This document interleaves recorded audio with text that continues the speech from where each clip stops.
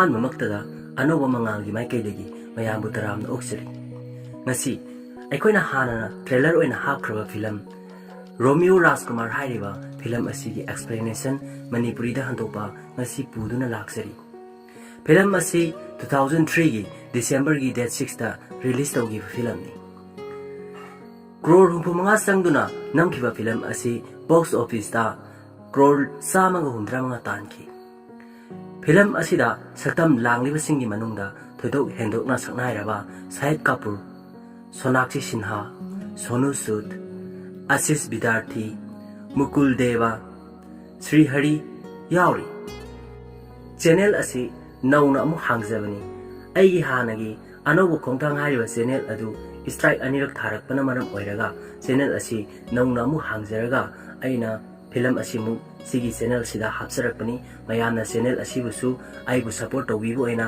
Subscribe ꯇꯧꯁꯤꯟꯕꯤꯔꯣ, ꯁꯤꯌꯔ ꯇꯧꯕꯤꯔꯣ, like ꯀꯃꯦꯟ ꯇꯧꯕꯤꯔꯝꯃꯣ꯫ ꯆꯞ ꯃꯥꯟꯅꯅ ꯐꯤꯂꯝ ꯑꯁꯤꯒꯤ ꯑꯍꯥꯟꯕ ꯁꯔꯨꯛꯇ ꯔꯥꯖꯀꯨꯃꯥꯔꯕꯨ ꯁꯤꯕꯔꯥꯖꯀꯤ ꯇꯤꯝꯅ ꯐꯨꯝꯅꯅꯕ ꯄꯨꯔꯛꯄꯒꯤ ꯁꯛꯇꯝ ꯑꯃ ꯎꯠꯂꯤ꯫ ꯑꯗꯨꯝ ꯇꯧꯔꯤꯉꯩ ꯇꯥꯂꯛ ꯑꯗꯨꯗ ꯔꯥꯖꯀꯨꯃꯥꯔꯅ ꯋꯥꯔꯤ ꯂꯤꯔꯛꯄꯒꯤ ꯁꯛꯐꯝꯅꯤ ꯎꯔꯤꯕ ꯑꯁꯤ꯫ ꯑꯗꯨꯕꯨ ꯍꯥꯏꯔꯤꯕ ꯁꯤꯟ ꯑꯁꯤ ꯂꯣꯏꯔꯝꯗꯥꯏꯒꯤ ꯁꯤꯟ ꯃꯇꯦꯛ ꯑꯃꯈꯛꯅꯤ꯫ ꯔꯣꯃꯤꯌꯣ ꯔꯥꯖꯀꯨꯃꯥꯔꯅ ꯋꯥꯔꯤ ꯂꯤꯔꯛꯂꯤ꯫ ꯃꯃꯤꯠꯇ ꯆꯟꯗꯥꯒꯤ ꯁꯛꯇꯝꯁꯨ ꯎꯔꯤ꯫ ꯑꯩ ꯁꯤꯕ ꯄꯥꯝꯗꯦ, ꯑꯩ ꯁꯤꯁꯨ ꯁꯤꯔꯣꯏ, ꯑꯩꯅ ꯃꯣꯟꯁꯇꯔꯅ ꯔꯨꯜ ꯇꯧꯕ ꯖꯒꯥꯁꯤꯗ ꯀꯔꯤꯒꯤ ꯂꯥꯛꯂꯤꯕ? ꯁꯤꯗ ꯑꯣꯄꯤꯌꯝ ꯍꯧꯏ, ꯑꯗꯨꯒ ꯑꯣꯄꯤꯌꯝꯁꯤꯒꯤꯗꯃꯛ ꯀꯅꯥꯅ ꯕꯤꯖꯤꯅꯦꯁ ꯇꯧꯔꯤꯕ? ꯃꯍꯥꯛꯀꯤ ꯃꯃꯤꯡ ꯄꯥꯃꯔ ꯀꯧꯏ꯫ ꯃꯍꯥꯛ ꯃꯁꯤꯒꯤ ꯕꯤꯖꯤꯅꯦꯁꯁꯦ ꯃꯐꯝꯗꯨꯒꯤ ꯄꯣꯂꯤꯇꯤꯀꯦꯜꯒꯤ ꯂꯤꯗꯔꯅ ꯃꯇꯦꯡ ꯄꯥꯡꯂꯤ꯫ ꯑꯗꯨꯒ ꯄꯥꯃꯔꯒꯤ ꯌꯦꯛꯅꯕ ꯑꯃ ꯂꯩ, ꯃꯍꯥꯛꯇꯨꯗꯤ ꯁꯤꯕꯔꯥꯖ, ꯁꯤꯕꯔꯥꯖ ꯒꯨꯔꯖꯔ ꯀꯧꯏ꯫ ꯁꯤꯕꯔꯥꯖ ꯍꯥꯏꯔꯤꯁꯤꯅ ꯄꯥꯃꯔꯗꯒꯤ ꯈꯔ ꯍꯦꯟꯅ ꯑꯃꯨꯛ ꯗꯦꯟꯖꯔ ꯑꯣꯏꯕ ꯃꯤꯁꯛꯅꯤ꯫ ꯃꯈꯣꯏ ꯑꯅꯤꯁꯦ ꯎꯅꯕ ꯌꯥꯗꯦ, ꯏꯈꯦꯡ ꯍꯦꯛꯇ ꯇꯥꯟꯅꯕꯅ ꯍꯥꯜꯂꯤ꯫ ꯑꯅꯤꯃꯛ ꯆꯞ ꯃꯥꯟꯅꯩ, ꯃꯁꯥ ꯃꯁꯥꯒꯤ ꯕꯤꯖꯤꯅꯦꯁꯀꯤꯗꯃꯛ ꯑꯉꯝꯕ ꯂꯦꯚꯦꯜꯗ ꯀꯟꯅ ꯍꯣꯠꯅꯖꯩ꯫ ꯑꯗꯨꯅ ꯍꯥꯏꯔꯤꯕ ꯖꯒꯥꯁꯦ ꯅꯣꯔꯣꯛꯀ ꯆꯞ ꯃꯥꯟꯅꯔꯦ꯫ ꯑꯗꯨꯅ ꯖꯒꯥꯁꯦ ꯀꯟꯅꯅꯕ ꯊꯥꯖꯕ ꯑꯃꯒ ꯂꯣꯏꯅꯅ ꯑꯩꯕꯨ ꯃꯐꯝꯁꯤꯗ ꯊꯥꯔꯛꯄꯅꯦ, ꯃꯁꯤꯒꯤ ꯅꯣꯔꯣꯛꯁꯤꯗ꯫ ꯋꯥꯔꯤꯁꯦ ꯊꯥ 2ꯒꯤ ꯃꯃꯥꯡꯒꯤ ꯋꯥꯔꯤ꯫ ꯔꯥꯖꯀꯨꯃꯥꯔ ꯂꯝꯕꯤꯗ ꯑꯁꯨꯝ ꯂꯥꯛꯄꯅꯤ꯫ ꯑꯗꯨꯕꯨ ꯈꯪꯍꯧꯗꯅ ꯁꯤꯕꯔꯥꯖ ꯑꯃꯗꯤ ꯄꯥꯃꯔꯒꯤ ꯀꯥꯡꯕꯨꯗꯨ ꯑꯃꯒ ꯑꯃꯒ ꯅꯣꯡꯃꯩ ꯀꯟꯅ ꯀꯥꯞꯅꯗꯨꯅ ꯑꯃꯒ ꯑꯃ ꯍꯥꯠꯇꯣꯛꯅꯕ ꯍꯧꯔꯛꯂꯝꯃꯤ꯫ ꯔꯥꯖꯀꯨꯃꯥꯔꯁꯨ ꯂꯨꯝꯗꯨꯅ ꯂꯣꯠꯂꯤ꯫ ꯃꯥꯅ ꯑꯁꯨꯝ ꯌꯦꯡꯉꯛꯄꯗ ꯆꯟꯗꯥꯁꯨ ꯖꯒꯥꯗꯨꯗ ꯂꯩꯕ ꯎꯔꯝꯃꯤ꯫ ꯅꯣꯡꯃꯩ ꯀꯟꯅ ꯀꯥꯞꯅꯔꯤꯕ ꯃꯅꯨꯡꯗꯨꯗꯅꯤ꯫ ꯑꯗꯨꯕꯨ ꯆꯟꯗꯥꯒꯤ ꯁꯛꯐꯝꯗꯨ ꯎꯔꯨꯕꯗ ꯔꯥꯖꯀꯨꯃꯥꯔꯗꯤ ꯄꯨꯡꯉꯥꯎ ꯉꯥꯎꯈ꯭ꯔꯦ꯫ ꯅꯣꯡꯃꯩꯒ ꯀꯤꯈꯤꯗ꯭ꯔꯦ꯫ ꯈꯪꯍꯧꯗꯅ ꯆꯟꯗꯥꯗ ꯅꯣꯡꯃꯩ ꯃꯔꯨ ꯑꯃ ꯄꯥꯏꯁꯤꯜꯂꯛꯏ꯫ ꯔꯥꯖꯀꯨꯃꯥꯔ ꯄꯥꯏꯁꯤꯟꯗꯨꯅ ꯃꯥꯒꯤ ꯃꯈꯨꯠꯅ ꯆꯟꯗꯥꯕꯨ ꯉꯥꯛꯏ, ꯑꯗꯨꯒ ꯏꯟꯊꯣꯛꯈꯤ꯫ ꯃꯥꯒꯤ ꯃꯈꯨꯠꯇ ꯈꯦꯠꯍꯜꯂꯒ ꯅꯣꯡꯃꯩ ꯃꯔꯨꯗꯨ ꯄꯥꯏꯈ꯭ꯔꯦ꯫ ꯆꯟꯗꯥ ꯔꯥꯖꯀꯨꯃꯥꯔꯒꯤ ꯁꯛ ꯑꯃꯠꯇ ꯎꯍꯧꯗ꯭ꯔꯦ, ꯑꯗꯨꯕꯨ ꯈꯨꯗꯥꯡꯒꯤ ꯇꯦꯇꯨꯗꯨꯗꯤ ꯎꯔꯝꯃꯤ꯫ ꯆꯟꯗꯥꯗꯤ ꯆꯦꯟꯈ꯭ꯔꯦ, ꯔꯥꯖꯀꯨꯃꯥꯔꯗꯤ ꯇꯥꯗꯨꯅ ꯂꯩꯈ꯭ꯔꯦ, ꯑꯗꯨꯕꯨ ꯌꯦꯡꯈꯠꯂꯛꯄꯗꯗꯤ ꯆꯟꯗꯥꯗꯤ ꯂꯩꯔꯝꯗ꯭ꯔꯦ꯫ ꯁꯣꯝꯗꯅ ꯁꯤꯕꯔꯥꯖꯀꯤ ꯌꯨꯝꯗ ꯑꯖꯤꯠꯇꯀꯥꯒꯤ ꯃꯤ ꯁꯋꯥꯟ ꯂꯥꯛꯂꯝꯃꯤ꯫ ꯁꯤꯕꯔꯥꯖꯅ ꯅꯪꯒꯤ ꯕꯣꯁ ꯑꯖꯤꯠꯇꯀꯥꯗꯤ ꯀꯝꯗꯧꯔꯤ?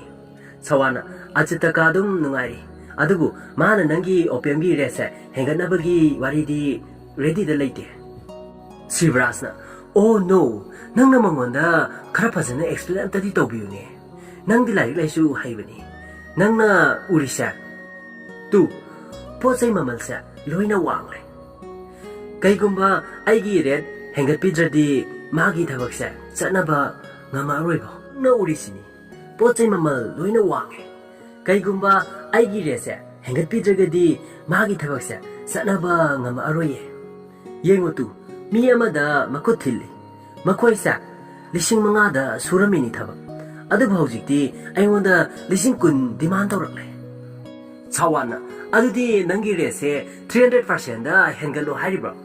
ꯁꯤꯕꯔꯥꯖꯅ ꯇꯞꯊꯧꯅꯦ ꯁꯋꯥꯟ ꯁꯥꯔ, ꯅꯪꯅ ꯒ꯭ꯌꯥꯟ ꯇꯥꯕꯤꯗ꯭ꯔꯗꯤ ꯀꯅꯥꯅ ꯇꯥꯕꯤꯗꯧꯔꯤꯒꯦ? ꯃꯁꯤꯒꯤ ꯌꯨꯝꯁꯦ ꯌꯦꯡꯕꯤꯌꯨꯅꯦ, ꯃꯁꯦ ꯆꯍꯤ 2 ꯐꯥꯎꯕ ꯔꯤꯄꯦꯟ ꯇꯧꯗꯅ ꯂꯥꯛꯂꯕꯅꯦ꯫ ꯔꯤꯄꯦꯟ ꯗꯔꯀꯥꯔ ꯑꯣꯏꯔꯦ꯫ ꯑꯩꯒꯤ ꯏꯄꯨꯅ ꯃꯁꯦ ꯑꯁꯥ ꯆꯥꯎꯅ ꯁꯥꯔꯝꯃꯤꯅꯤ꯫ ꯃꯁꯦ ꯃꯍꯥꯛꯅ ꯌꯦꯡꯕꯗꯗꯤ ꯀꯩ ꯐꯥꯎꯔꯝꯒꯅꯤ?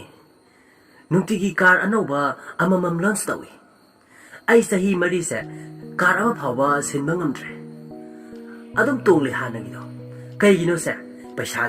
ꯄꯩꯁꯥꯒꯤꯅꯤꯁꯦ꯫ ꯑꯩ ꯏꯁꯩ ꯁꯛꯄ ꯄꯥꯝꯃꯦ, ꯗꯥꯟꯁ ꯇꯧꯕꯁꯨ ꯄꯥꯝꯃꯦ ꯐꯖ ꯐꯖꯕ ꯌꯦꯡꯕ ꯄꯥꯝꯃꯦ ꯕꯣꯝ ꯄꯣꯈꯥꯏꯕꯁꯨ ꯌꯦꯡꯕ ꯄꯥꯝꯃꯦ ꯁꯥꯋꯟꯅ ꯑꯖꯤꯇꯀꯥꯅ ꯌꯥꯔꯛꯇ꯭ꯔꯗꯤ ꯀꯩꯗꯧꯗꯧꯔꯤꯒꯦ ꯄꯟꯗꯤꯠꯅ ꯑꯗꯨꯗꯤ ꯄꯣꯠꯇꯣ ꯏꯟꯇꯔꯅꯦꯁꯅꯦꯜ ꯃꯥꯔꯀꯦꯠꯇ ꯑꯩꯒꯤ ꯏꯅꯥꯎ ꯃꯁꯥꯃꯛꯅ ꯌꯣꯟ ꯇꯥꯔꯦꯗꯅ ꯃꯥꯒꯤ ꯔꯥꯖꯌꯣꯒꯗꯨ ꯍꯧꯕ ꯇꯥꯔꯦꯗꯅ ꯅꯨꯃꯤꯠ ꯑꯃꯁꯨꯡ ꯁꯦꯇꯔꯟ ꯄ꯭ꯂꯥꯅꯦꯠ ꯐꯥꯎꯕ ꯃꯥꯒꯤ ꯐꯦꯚꯔꯗ ꯂꯩꯔꯕꯅꯦ ꯁꯥꯋꯟꯅ ꯅꯪꯅ ꯑꯆꯧꯕ ꯅꯝꯊꯥ ꯑꯃ ꯇꯧꯒꯗꯧꯔꯦ ꯅꯪ ꯏꯟꯇꯔꯅꯦꯁꯅꯦꯜ ꯃꯥꯔꯀꯦꯠꯇꯗꯤ ꯅꯊꯤꯕꯣꯡ ꯆꯥꯕ ꯐꯥꯎ ꯐꯪꯂꯣꯏ ꯄꯣꯠ ꯌꯣꯟꯕꯗꯤ ꯂꯥꯏꯔꯗꯅ ꯅꯪ ꯇꯀꯥꯅ ꯅꯪꯒꯤꯗꯃꯛ ꯂꯦꯞꯄꯤꯅꯤ ꯈꯜꯂꯤꯔꯣ ꯃꯗꯨꯒꯤ ꯃꯍꯨꯠꯇ ꯇꯀꯥꯅ ꯅꯄꯨꯟꯁꯤꯗꯣ ꯁꯣꯏꯗꯅ ꯂꯣꯏꯁꯤꯟꯈꯤꯅꯤ ꯈꯨꯗꯣꯝꯕꯤꯗꯨ ꯁꯤꯡꯂꯝꯃꯤ ꯁꯤꯕ꯭ꯔꯥꯖꯇꯨ ꯌꯥꯝꯅ ꯁꯥꯎꯅ ꯁꯥꯋꯟꯒꯤ ꯃꯈꯨꯠꯇꯨ ꯇꯦꯕꯜꯗ ꯊꯥꯡꯊꯔꯒ ꯈꯨꯗꯣꯝꯕꯤꯗꯨ ꯊꯥꯅ ꯀꯛꯊꯠꯈ꯭ꯔꯦ ꯁꯣꯝꯗ ꯍꯣꯡꯀꯣꯡꯗꯅꯤ ꯑꯖꯤꯠ ꯇꯀꯥꯅ ꯁꯤꯕ꯭ꯔꯥꯖꯅ ꯀꯔꯤ ꯍꯥꯏꯔꯛꯑꯦꯕ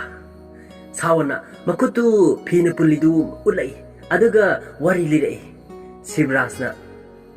ꯁꯤꯕ꯭ꯔꯥꯖꯅ ꯅꯨꯄꯥꯗꯨ ꯀꯣꯟꯁꯤꯜꯂꯒ ꯑꯩꯅ ꯏꯟꯇꯔꯅꯦꯁꯅꯦꯜ ꯃꯥꯔꯀꯦꯠꯇ ꯀꯩꯝꯇ ꯇꯧꯕ ꯉꯝꯗꯕꯗꯤ ꯌꯥꯏ ꯑꯗꯨꯕꯨ ꯇꯀꯥꯅ ꯗꯔꯇꯤꯄꯨꯔꯁꯤꯗ ꯈꯣꯡꯒꯨꯜ ꯇꯥꯔꯛꯄꯗ ꯃꯗꯨꯒꯤ ꯍꯦꯛ ꯃꯤꯀꯨꯞꯇꯨꯗ ꯑꯩꯅ ꯃꯥꯕꯨ ꯍꯤꯡꯅ ꯃꯩ ꯊꯥꯒꯅꯤ ꯑꯩꯉꯣꯟꯗ ꯁꯤꯡꯅꯒꯅꯣ ꯑꯩꯁꯦ ꯍꯛꯆꯥꯡꯁꯤꯡꯒꯤꯗꯤ ꯌꯥꯝ ꯗꯦꯟꯖꯔꯁꯅꯦ ꯍꯥꯏꯔꯒ ꯀꯥꯎꯁꯤꯜꯂꯤ ꯇꯀꯥꯅ ꯄꯥꯃꯔꯅꯗꯤ ꯑꯩꯉꯣꯟꯗ ꯀꯔꯤ ꯍꯥꯏꯔꯛꯄ ꯃꯍꯥꯛꯁꯨ ꯍꯦꯛ ꯁꯤꯕ꯭ꯔꯥꯖꯀꯤ ꯉꯝꯊꯪꯅꯦ ꯁꯥꯔ ꯇꯀꯥꯅ ꯃꯈꯣꯏꯁꯤꯗꯤ ꯑꯄꯪꯕ ꯉꯥꯛꯇꯅꯤꯗ ꯃꯈꯣꯏꯒꯤ ꯄꯋꯥꯔ ꯄꯠ ꯂꯥꯎꯕꯗꯨꯅ ꯅꯥꯄꯜꯒꯁꯨ ꯀꯥꯔꯤꯕ ꯃꯈꯣꯏꯅ ꯃꯃꯥꯏ ꯄꯥꯛꯆꯔꯦ ꯈꯜꯂꯤꯗꯣ ꯃꯈꯣꯏꯒꯤ ꯖꯒꯥꯗꯨꯕꯨ ꯃꯁꯥꯅ ꯀꯥꯎꯖꯔꯦ ꯍꯥꯏꯕꯅꯤ ꯁꯥꯋꯟꯅ ꯁꯥꯔ ꯃꯈꯣꯏꯒ ꯊꯦꯡꯅꯕ ꯍꯥꯏꯕꯁꯦ ꯑꯔꯨꯕ ꯑꯃ ꯁꯣꯏꯗꯅ ꯑꯣꯏꯒꯅꯤ ꯁꯥꯔ ꯇꯀꯥꯅ ꯃꯈꯣꯏꯕꯨ ꯀꯟꯐ꯭ꯌꯨꯁ ꯆꯠꯍꯜꯂꯕꯗꯤ ꯑꯔꯥꯏꯕ ꯑꯃꯗꯤ ꯑꯣꯏꯒꯅꯤ ꯁꯥꯋꯟꯅ ꯀꯝꯗꯧꯅꯅꯣ ꯁꯥꯔ ꯇꯀꯥꯅ ꯅꯪ ꯂꯣꯏꯅ ꯈꯪꯅꯤꯡꯂꯒꯦ ꯍꯥꯏꯔꯤꯕ꯭ꯔꯣ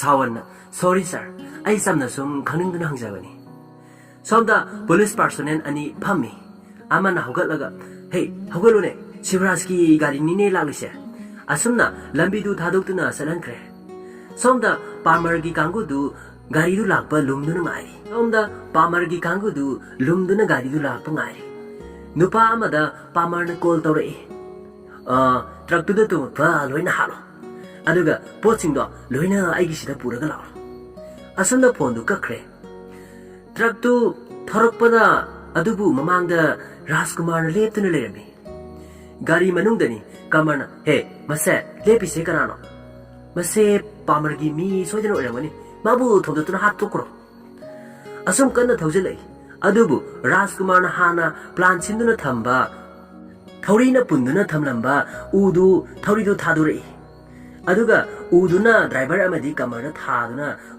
ꯒꯥꯔꯤ ꯑꯗꯨ ꯑꯦꯛꯁꯤꯗꯦꯟ ꯊꯣꯛꯂꯦ ꯀꯃꯔꯗꯨ ꯂꯩꯃꯥꯏꯗ ꯇꯥꯗꯨꯅ ꯂꯩ ꯑꯗꯨꯕꯨ ꯔꯥꯖꯀꯨꯃꯥꯔꯒꯤ ꯁꯛꯇꯤ ꯃꯤꯡꯁꯦꯜꯗ ꯀꯥꯕꯛ ꯁꯥꯕꯛ ꯎꯍꯧꯏ ꯁꯣꯝꯗꯅ ꯄꯥꯃꯔꯒꯤ ꯀꯥꯡꯕꯨꯗꯨ ꯇ꯭ꯔꯛꯇꯨ ꯂꯥꯛꯄ ꯉꯥꯏꯔꯤ ꯅꯨꯄꯥ ꯑꯃꯅ ꯑꯁꯨꯛ ꯊꯦꯡꯉ ꯐꯥꯎ ꯇ꯭ꯔꯛꯁꯦ ꯂꯥꯛꯇ꯭ꯔꯤꯁꯦ ꯀꯩꯒꯤꯅꯣ ꯅꯨꯄꯥ ꯑꯃꯅ ꯑꯩ ꯀꯩꯅꯣꯝꯃ ꯍꯪꯒꯦ ꯌꯥꯒꯗ꯭ꯔꯥ ꯍꯣꯏ ꯍꯪꯉꯨꯅꯦ ꯑꯩꯈꯣꯏꯅ ꯇ꯭ꯔꯛ ꯉꯥꯏꯔꯤꯁꯦ ꯀꯩꯒꯤꯅꯣ ꯑꯩꯈꯣꯏꯅ ꯇ꯭ꯔꯛꯇꯨ ꯂꯨꯠ ꯇꯧꯒꯗꯧꯔꯤꯕ꯭ꯔꯥ ꯑꯃꯗꯨꯅ ꯅꯨꯄꯥꯗꯨ ꯈꯨꯄꯥꯛꯅ ꯄꯥꯛ ꯄꯥꯛ ꯊꯥꯖꯤꯜꯂꯤ ꯂꯥꯛꯑꯣ ꯌꯦꯡꯉꯨꯁꯦ ꯍꯥꯏꯗꯨꯅ ꯆꯠꯈ꯭ꯔꯦ ꯇ꯭ꯔꯛ ꯂꯣꯡꯅ ꯇꯥꯔꯤꯗꯨ ꯎꯔꯦ ꯆꯪꯁꯤꯜꯂꯛꯄꯗ ꯅꯨꯄꯥ ꯑꯃꯅ ꯄꯣꯠꯁꯤꯡꯗꯨꯗꯤ ꯑꯃꯠꯇ ꯂꯩꯔꯝꯗ꯭ꯔꯦꯅꯦ ꯂꯣꯏꯅ ꯃꯥꯡꯈ꯭ꯔꯦꯅꯦ ꯁꯣꯝꯗ ꯅꯨꯄꯥ ꯑꯃꯅ ꯁꯥꯕꯖꯤ ꯄꯣꯠꯇꯣ ꯑꯩꯈꯣꯏꯒꯤ ꯃꯃꯥꯡꯗ ꯍꯥꯟꯅꯅ ꯀꯅꯥ ꯑꯃꯅ ꯍꯨꯔꯥꯟꯈ꯭ꯔꯦ ꯄꯥꯃꯔꯅ ꯅꯪꯒꯤ ꯋꯥꯈꯜꯗꯣ ꯃꯥꯡꯂꯕꯣ ꯅꯪ ꯍꯥꯏꯗꯣ ꯀꯩꯅꯣ ꯀꯅꯥꯅꯅꯣ ꯁꯤꯕ꯭ꯔꯥꯖꯀꯤ ꯄꯣꯠꯄꯨ ꯂꯧꯗꯣꯏꯁꯦ ꯑꯩꯈꯣꯏ ꯅꯠꯇꯅ ꯅꯨꯄꯥꯗꯨꯅ ꯑꯩꯈꯣꯏꯁꯨ ꯈꯪꯗꯦ ꯁꯥꯔ ꯄꯥꯃꯔꯅ ꯃꯥꯕꯨ ꯊꯤꯌꯨ ꯀꯅꯥꯅꯣ ꯈꯪꯗꯣꯛꯑꯣ ꯅꯠꯇ꯭ꯔꯗꯤ ꯑꯩꯅ ꯅꯈꯣꯡ ꯅꯈꯨꯠ ꯂꯣꯏꯅ ꯊꯨꯗꯦꯛꯄꯤꯔꯅꯤ ꯅꯈꯣꯏ ꯃꯥꯕꯨ ꯏꯅꯥꯛꯇ ꯌꯥꯝ ꯊꯨꯅ ꯄꯨꯔꯛꯑꯣ ꯁꯣꯝꯗ ꯔꯥꯖꯀꯨꯃꯥꯔ ꯍꯩ ꯃꯍꯤ ꯊꯛꯇꯨꯅ ꯂꯩꯕꯅꯤ ꯆꯟꯗꯥꯗꯨ ꯅꯨꯄꯥ ꯈꯔ ꯐꯨꯔꯤ ꯂꯤꯛꯂꯤꯅꯒ ꯃꯀꯣꯛꯇꯒ ꯊꯣꯝꯃꯤ ꯔꯥꯖꯀꯨꯃꯥꯔ ꯎꯏ ꯆꯟꯗꯥꯅ ꯅꯨꯄꯥ ꯈꯔ ꯁꯥꯇꯤꯟꯅ ꯑꯃꯨꯛ ꯐꯨꯔꯤ ꯔꯥꯖꯀꯨꯃꯥꯔꯗꯨ ꯆꯪꯁꯤꯜꯂꯛꯏ ꯆꯟꯗꯥꯒꯤ ꯂꯦꯡꯖꯨꯝꯗ ꯄꯥꯏ ꯆꯟꯗꯥ ꯃꯃꯥꯏ ꯂꯩꯊꯣꯔꯛꯏ ꯔꯥꯖꯀꯨꯃꯥꯔ ꯃꯃꯥꯏꯗꯨ ꯈꯨꯄꯥꯛꯅ ꯊꯥꯔꯛꯑꯣ ꯍꯥꯏꯕꯒꯤ ꯃꯇꯥꯒꯨꯝ ꯑꯣꯟꯁꯤꯜꯂꯛꯏ ꯆꯟꯗꯥꯅ ꯃꯃꯥꯏꯗ ꯈꯨꯄꯥꯛꯅ ꯊꯥꯖꯤꯜꯂꯤ ꯃꯈꯨꯠꯇꯨ ꯆꯟꯗꯥꯅ ꯃꯥꯒꯤ ꯈꯖꯥꯏꯗꯒꯤ ꯆꯤꯡꯕꯗ ꯔꯥꯖꯀꯨꯃꯥꯔꯅ ꯃꯥꯒꯤ ꯃꯈꯨꯠꯇꯨ ꯃꯆꯤꯟꯅ ꯆꯨꯞꯄꯤ ꯆꯟꯗꯥꯅ ꯑꯃꯨꯛꯁꯨ ꯈꯨꯄꯥꯛꯅ ꯊꯥꯒꯦ ꯇꯧꯕꯗ ꯔꯥꯖꯀꯨꯃꯥꯔꯗꯨ ꯀꯅꯥꯒꯨꯝꯕ ꯑꯃꯅ ꯆꯤꯡꯊꯣꯛꯈ꯭ꯔꯦ ꯃꯃꯥꯟꯅꯕꯤ ꯃꯌꯥꯝ ꯆꯟꯗꯥ ꯌꯨ ꯑꯥꯔ ꯒ꯭ꯔꯦꯠ ꯍꯥꯏꯔꯒ ꯃꯈꯣꯏꯗꯨ ꯆꯠꯁꯤ ꯂꯥꯎ ꯍꯥꯏꯔꯒ ꯆꯠꯈ꯭ꯔꯦ ꯁꯣꯝꯗꯅ ꯄꯟꯗꯤꯠꯅ ꯏꯅꯥꯎ ꯏꯕꯨꯡꯉꯣ ꯅꯪꯒꯤ ꯄ꯭ꯂꯥꯅꯦꯠꯁꯦ ꯅꯪꯒꯤ ꯏꯁꯇꯥꯔ ꯅꯪꯒꯤ ꯃꯥꯏꯌꯣꯟꯗ ꯂꯥꯛꯂꯦ Nambu kana matana mangan mangam na roy. Tanzada da kamana. Boss, tu, sinane, nangi poto huran krido. Pandina, hai, nangdi telina, aduga chauraba amaga suraliba. Rajkumarna, mi atien badi price soba loba yade haiba leibrane. Kamana, hey, kena nangna harido. Nangna aikoigi pot huralaga, aduga aikoigi imangdaga yam smart oibaga saiduna kamdona. Rajkumarna, ainogi poto aino hurandeko. Aidi sumnatangi farmergi khutagi nakoigi poto kanbibanine. Aina mado nogi yumgi maningda thamlamane. Seboina wa haidana. Shivrasna yengusu haina ingit tawi. Kamardu satkre.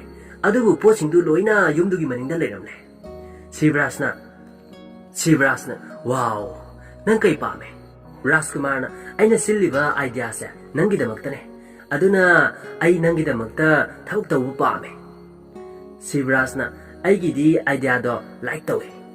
Namingbu kari kauge nangba. Rajkumarna, Romeo Rajkumar. Kamarna, nangna aikoi bu otlaba. Nangi nasagi khalaga yengo aina kari taruke haibido nangsu yengo. Somda sabji aina tabada Shivras lakani haine barama inaugurate tongni hairine. Pamarna mabu apumba no khaibadangna mabu noi khaidana halu. Satko chalo mabu halu so haidana magi timdu thadokre. Somdana Shivras ki timdu lakne. Rajkumar du gari manungda isaiga jukanna sakne. Somdana Parmer gi kangudo Shivras ki lakadaba lambida bom phumnaba tawri. Wangma tara tingduna thamli. Tara adu thengma matamda bom adu pukhairakadoribani. Somda Shivras ki kangudo lai etabada Parmer gi kangudo siankre. Pandina inaw ibungo ngasi sa numit na khwai phaba numit nine. Nangonda kana amatana khudobi phau otpanga moidaba numit ni ngasi sa. Somda Rajkumar thang satli aduga Shivras na tongliba gari duda chakadu da langai. Chakadu hoduna kamadu break khangwa pai. Kamar kumthare nangna aikhoibu haiketoba hairaga Shivras ki mamangda inchile. Rajkumar na thairuga Shivras na tolpa gari du start tawduna gyar tawduna thadokhi aduga madu sinchinduna mana kongdu menchili. Khangokdana gari du bombu bukhairkre. Shivras amadi magi timdu ngakme yengi. Shivras tu Rajkumar gi nakta sangsilai. Kaigumba khara hayo.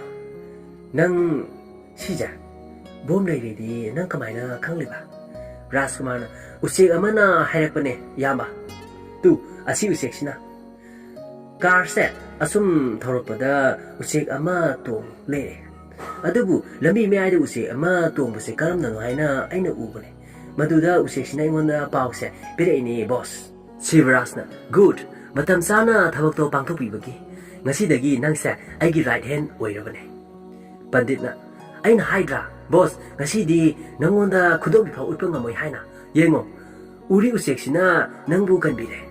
Kamana aisida sahi taramari waktore.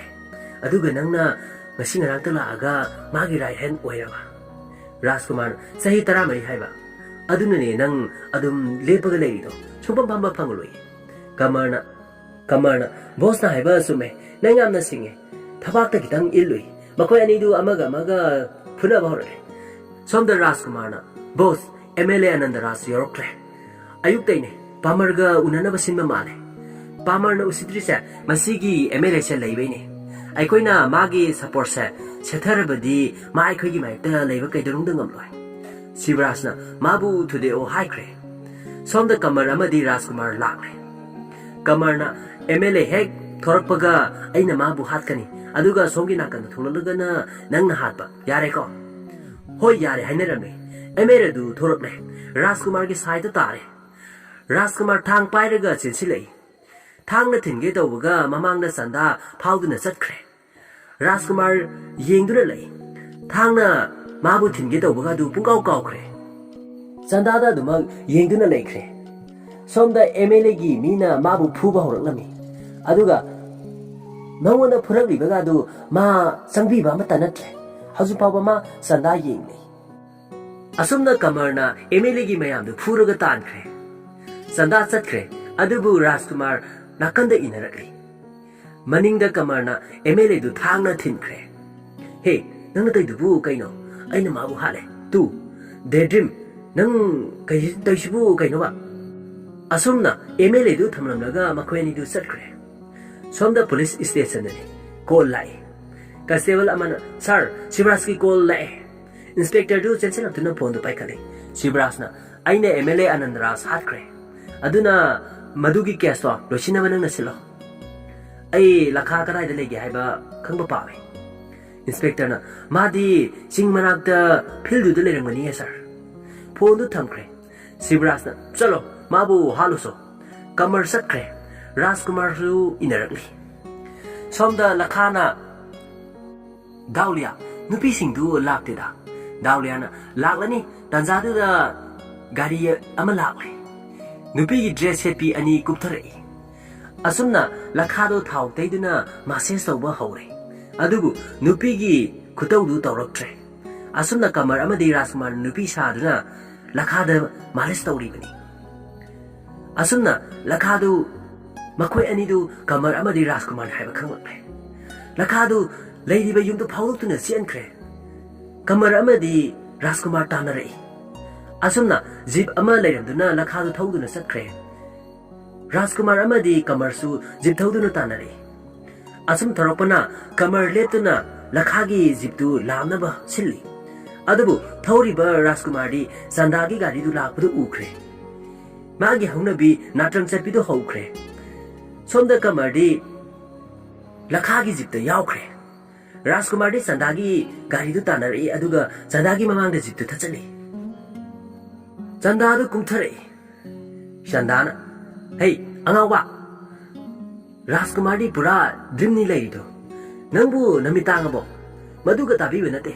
pura ngawar bani nang khungup sina tharakani ko chatkro natradi kinna soidra thilaklani Rajkumar mamai do thangjilai Sandama na khupangna thakiba magi makhud sukhibedu ni chingai amuksu machindu chupagi saktam uchilai Sanda sauraga gari da kakhitkre Rajkumar su gari mathakta leirame Sanda gari thaujili Rajkumar maning halli adubu Rajkumar du asum halakpana lehaure somda kamarna as aigi saluse yoi kaira malene amuksu Rajkumar na maning halakpada kamar du thumjili kamar du taaduna le Rajkumar kaidorage nang aigi lollipop hodraba gari phajaba ma thauraga sitkrene kamana nangna nangi lollipop na aibu otpa ngai ko hairaga Rajkumar bu tanakre somda haksang du podoi pamarna noina lakhagi haksang si thibada numi humni changpa aduga noina sida leptuna leiriba miki ti amagi mato inspector na moido power yamna leine sir nanga samanaine aduga sima sukhamu aidi noi kana amatagi misang natte Shivraj ki junate aidi hui ne hui Sharu khaktabu u hui adubu aingonda idea amadi lei nang Shivraj ka yasinaba compromise amadi purakno pamar sauna mane aigi mi mana halaga mano ngaina lei aduga aina itomta murum sonduna lei inspector na no aina haidi wari lekhai tanadradi mabu hakro aduga wari lekhai tarabasu mabu hakro banida pamarna meeting ama sillo haikre somda Palmer inspector galdoina na Shivraj blak pangai Shivraj ki team du lagne Shivraj na hey Palmer nang na aiga una sa haiba mafam sida kauri se kaigino compromise tawna bro Palmer na nang na aigi right hand ani hatkre Shivraj na hoine adudi nang na aikhoi bu hana ba sinbai ni ne adu nang aigi thabakta yauro natragana next ti aigi lista nang tare dana Palmer sauna hey nangbu mafam sida kauri se compromise tawna na ba nati khang nang mafam sida gi hingna han chibra ye asumna Palmer gi nupa amana horn du khomjili Palmer gi mi camera mama gari du thokjile Palmer du kan na no ne Shivraj na nang na haikre magi mi hupu prakanena ado makhoi singdo aigi mi amakaktana dil tawnange inspector na ngakano Mr. Palmer nang aingonda paisa pidana ado manamu aingonda paisa henna piye aduna aigi siado mangudasu aina takthokpa Somdana Kamardu Sansin get away. Sibrasna, hey, Nanate. Raskumar the Sangwaina in get away. Raskumar the Sansilay. Max at Sukimati Pikpamini. Pamana, Septeraga yingi. Hey, Nanga Ibu Hanaba Anganga Masu Puraglira. Laone, I Nangu, Nakanda Hablaga Pambigi, Laone, Ubu Pubigini. Raskumar Laure, hey, Pamar, 2 minutes. Natrabadi, Aso Apantolagale, Aina. Pamana, Magi missing the, hey, Kari Ying to the lady, Mase Hato Rosa. Asana Pamargi meeting to Sensela to Na, Raskumar Puna Horale. Adabu, Raskumana Matamatang Putarale. Asam Punarakana, Yamlapa Pamargi missing to Raskumar Matotana Pubalosilale. Asumna, Mayam the Pubalo Evatunda, Raskumardo, Pamardo Tum to the Lerby. Raskumar, Yango, I have seen Nangi Napseka Tum to the lady. Salo, Apawa, Asumaina, Satkadabane, Sibraski Napova, Asumna, Pamarna, Raskumarbu Pamdana, Sibraski Natala. Sibrasna, hey, Munata. Aiga Kutsuknaba, Netragana, Chizaba, Aduga Mana, Aiga Sinagi Kangano. Raskumarna, hey, I said, Asum Tangasalagi Hybro, I put a down. Asum the Satkre, Sonda Taka, Sawangani, Sawana, Sar. Makoy se rasan mapiasing. Makoy na matam sana ganza se pangdatara di asoba problem amadi oigani. Aduga pamar amadi sibras di noma gi pataba sum henjilakle. Lugadori tawri se. Takana aikoi bu unanaba singani. Natraga business se tupsan kroro. Patience ama layune my friend. Patience layune. Somda kamar amadi Raskumar. Raskumana, Nangi Mota, Karona, Chawumale. Aina Haidi, Nushinaba, Pen Oiba, Anisida Hivaniko, Kamana, Friendship, Raskumar, Kaigino, Friendship Kalide, Kamana, Nushiba Sidi, Hugasamane, Udi, Mayatu Kongnaba, Amasu Darkar Wedana, Aduga, Amuktang, Pen Oikibasina, Matam Pumada, Nangidamakta, Lep Kadurivanine. Raskumarna, Ado, I come down na Nushibagi, Fudo, Takani. Ado, Igi, Lollipop, Kadai the Lermani. Kadai the no Kangdeda. Tanzada the Raskumar, Zandawi. Tanzada the meeting Tori Dugina Kanda, you may sound me. Sandadu Lauri, Kanakana Lege, Kanakana Lege. Manunda, Alamalekre, Mabum Takan you hide in a Lauri. Raskumar do no longer manning the left to the Lermani. Raskumardu Chandada Tomzilamaga, mining the Sinsin Cray. Asumna Raskumar, Minung Europe. Raskumana, Murmurum Sole. Kanakana Lege. Aina Mapudi, Kanbalakle. Aluga Ibudi, Kanana Kanbala Kadoriva. Asum Saksile. Andu Tumdun lady. Id Igi Pusisa, Masiga Siba Sangse, Kananaba, Rixlaru Riva. Ahanaduna, Ising, Raskumana. Ising loba sit get away. Ahan na magi makutu ta pare. Aduga ice water. Raskuman tanzasida ice water haiba. Yumse may sa tu na lady bani. Aduga nang na ice water pam ni ba. Asam na ahandu nam na puturok le. Sanda sang silay. Wow. Mapag sida mi may ama lay. Aduga nang kakta na nataw na ulaba. Nang taseng na hero ne. Ay nangi nakuto sopaya gadro. Hayraga Raskumar Masu, Makutu Sulamnaga, Satkre. Raskumar de Harauna Lehawi. Kamardu Gari Tokjilay. Raskumana, Nang Igi Lolipo Buhodre. Igi Kutaga Sulamine Kambro. Kamana, hey, Nambu Kananone. Raskumana, hey, I say Raskumanine Apangba. Adudi Michel Lanta Yengudana. Asumna, Ma Michel the Yenglami. Adugu, Magi Mamaido, Hamunga Tadaiduna Lerami. Masapau country. Raskumana. Raskumardu Sandana Hiramadu Nishingi. Aduga, Adudi Sandana Ibu Tagalam Nishidi, Mana Ibu Sag, Kangram Naroine. Adudi Aina Taurisindo, Arimata Tariko. Som the Nagari Manungani, Mama Nabiduna, Karamba Nupanone, Id Pazana Uhodre, I Magi Mingle Pam, Larunga Dongene. Sandana, hey, Tumilayo, Mado, Ibu Matampumada, Ibu impressed on Nanaba, Kanahona Zene.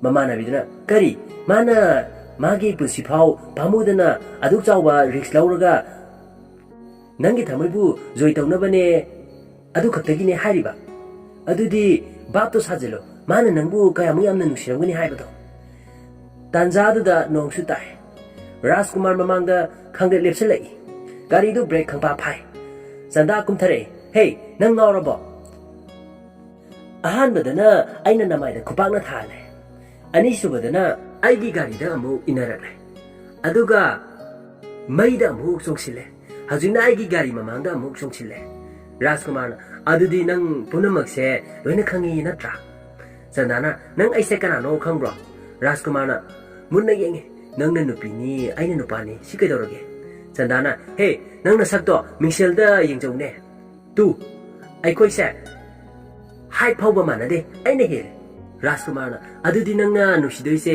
ꯑꯃꯤꯇꯥꯕ Bachchan ꯇꯥꯔꯦꯅꯦꯀꯣ ꯃꯈꯣꯏꯒꯨꯝꯕ ꯇꯥꯔꯦꯕ ꯆꯟꯗꯥꯅ ꯅꯪ ꯁꯤꯕꯨ ꯀꯅꯥꯅꯤ ꯍꯥꯏꯅ ꯈꯟꯖꯒꯦ ꯑꯩꯁꯦ ꯌꯥꯝ ꯏꯅꯥꯛ ꯀꯩꯔꯥꯛ ꯈꯨꯟꯕ ꯏꯃꯨꯡꯅꯒ ꯍꯥꯏꯖꯔꯕꯅꯦ ꯄꯔꯦꯡ ꯄꯔꯦꯡ ꯂꯦꯞꯂꯒ ꯑꯩꯕꯨ ꯃꯣꯏꯅ ꯂꯨꯍꯣꯡꯕ ꯄꯥꯝꯃꯦ ꯀꯥꯏꯅ ꯄꯔꯦꯡ ꯂꯦꯞꯂꯒ ꯂꯩꯔꯤꯅꯤꯅꯦ ꯔꯥꯖꯀꯨꯃꯥꯔꯅ ꯍꯦ ꯑꯩ ꯅꯪꯕꯨ ꯅꯨꯡꯁꯤ ꯆꯟꯗꯥꯗꯨ ꯃꯥꯒꯤ ꯒꯥꯔꯤ ꯈꯥꯝꯂꯤꯔꯣꯝꯗꯨꯗ ꯆꯠꯈ꯭ꯔꯦ ꯔꯥꯖꯀꯨꯃꯥꯔꯗꯨ ꯂꯥꯎꯔꯛꯂꯦ ꯅꯪ ꯈꯪꯗ꯭ꯔꯤꯕꯣ ꯍꯦ ꯀꯅꯥꯒꯨꯝꯕ ꯅꯨꯄꯥ ꯑꯃꯅ ꯅꯪꯉꯣꯟꯗ ꯅꯛꯁꯤꯜꯂꯕ ꯑꯩꯅ ꯃꯥꯒꯤ ꯃꯈꯣꯡ ꯊꯨꯗꯦꯛꯀꯅꯤ ꯇꯥꯟꯖꯥꯗꯨꯗ ꯒꯥꯔꯤ ꯑꯃꯅ ꯔꯥꯖꯀꯨꯃꯥꯔꯗ ꯊꯣꯝꯖꯤꯜꯂꯛꯏ ꯑꯃꯨꯛꯁꯨ ꯍꯧꯒꯠꯂꯒ ꯂꯥꯎꯔꯛꯏ ꯅꯪꯗꯤ ꯑꯩ ꯈꯛꯀ ꯂꯨꯍꯣꯡꯒꯗꯕꯅꯤ ꯃꯗꯨ ꯅꯤꯡꯁꯤꯡꯉꯣ ꯅꯨꯡꯁꯤꯕꯁꯦ ꯍꯥꯏꯠ ꯋꯦꯠ ꯀꯂꯔꯅ ꯈꯥꯏꯗꯕꯅꯦ ꯅꯨꯡꯁꯤꯕꯗꯤ ꯊꯃꯣꯏꯗꯒꯤꯅꯦ ꯊꯃꯣꯏꯗꯒꯤ ꯑꯁꯨꯝ ꯍꯥꯏꯔꯝꯂꯒ ꯆꯠꯈ꯭ꯔꯦ ꯆꯟꯗꯥꯗꯨ ꯌꯦꯡꯗꯨꯅ ꯂꯩꯍꯧꯏ ꯁꯣꯝꯗ ꯅꯨꯄꯥ ꯑꯃ ꯁꯤꯕꯔꯥꯖꯇ ꯂꯥꯜꯂꯦ ꯍꯥꯏꯖꯔꯤ ꯅꯨꯄꯥꯗꯨꯅ ꯁꯥꯔ ꯑꯩ ꯌꯥꯝ ꯂꯥꯜꯂꯦ ꯑꯩ ꯃꯇꯨꯡ ꯑꯃꯨꯛ ꯍꯟꯅ ꯇꯧꯖꯔꯔꯣꯏ ꯑꯩꯗꯤ ꯑꯣꯄꯤꯌꯝ ꯄꯤꯀꯦꯠ ꯑꯃꯠꯇꯅꯦ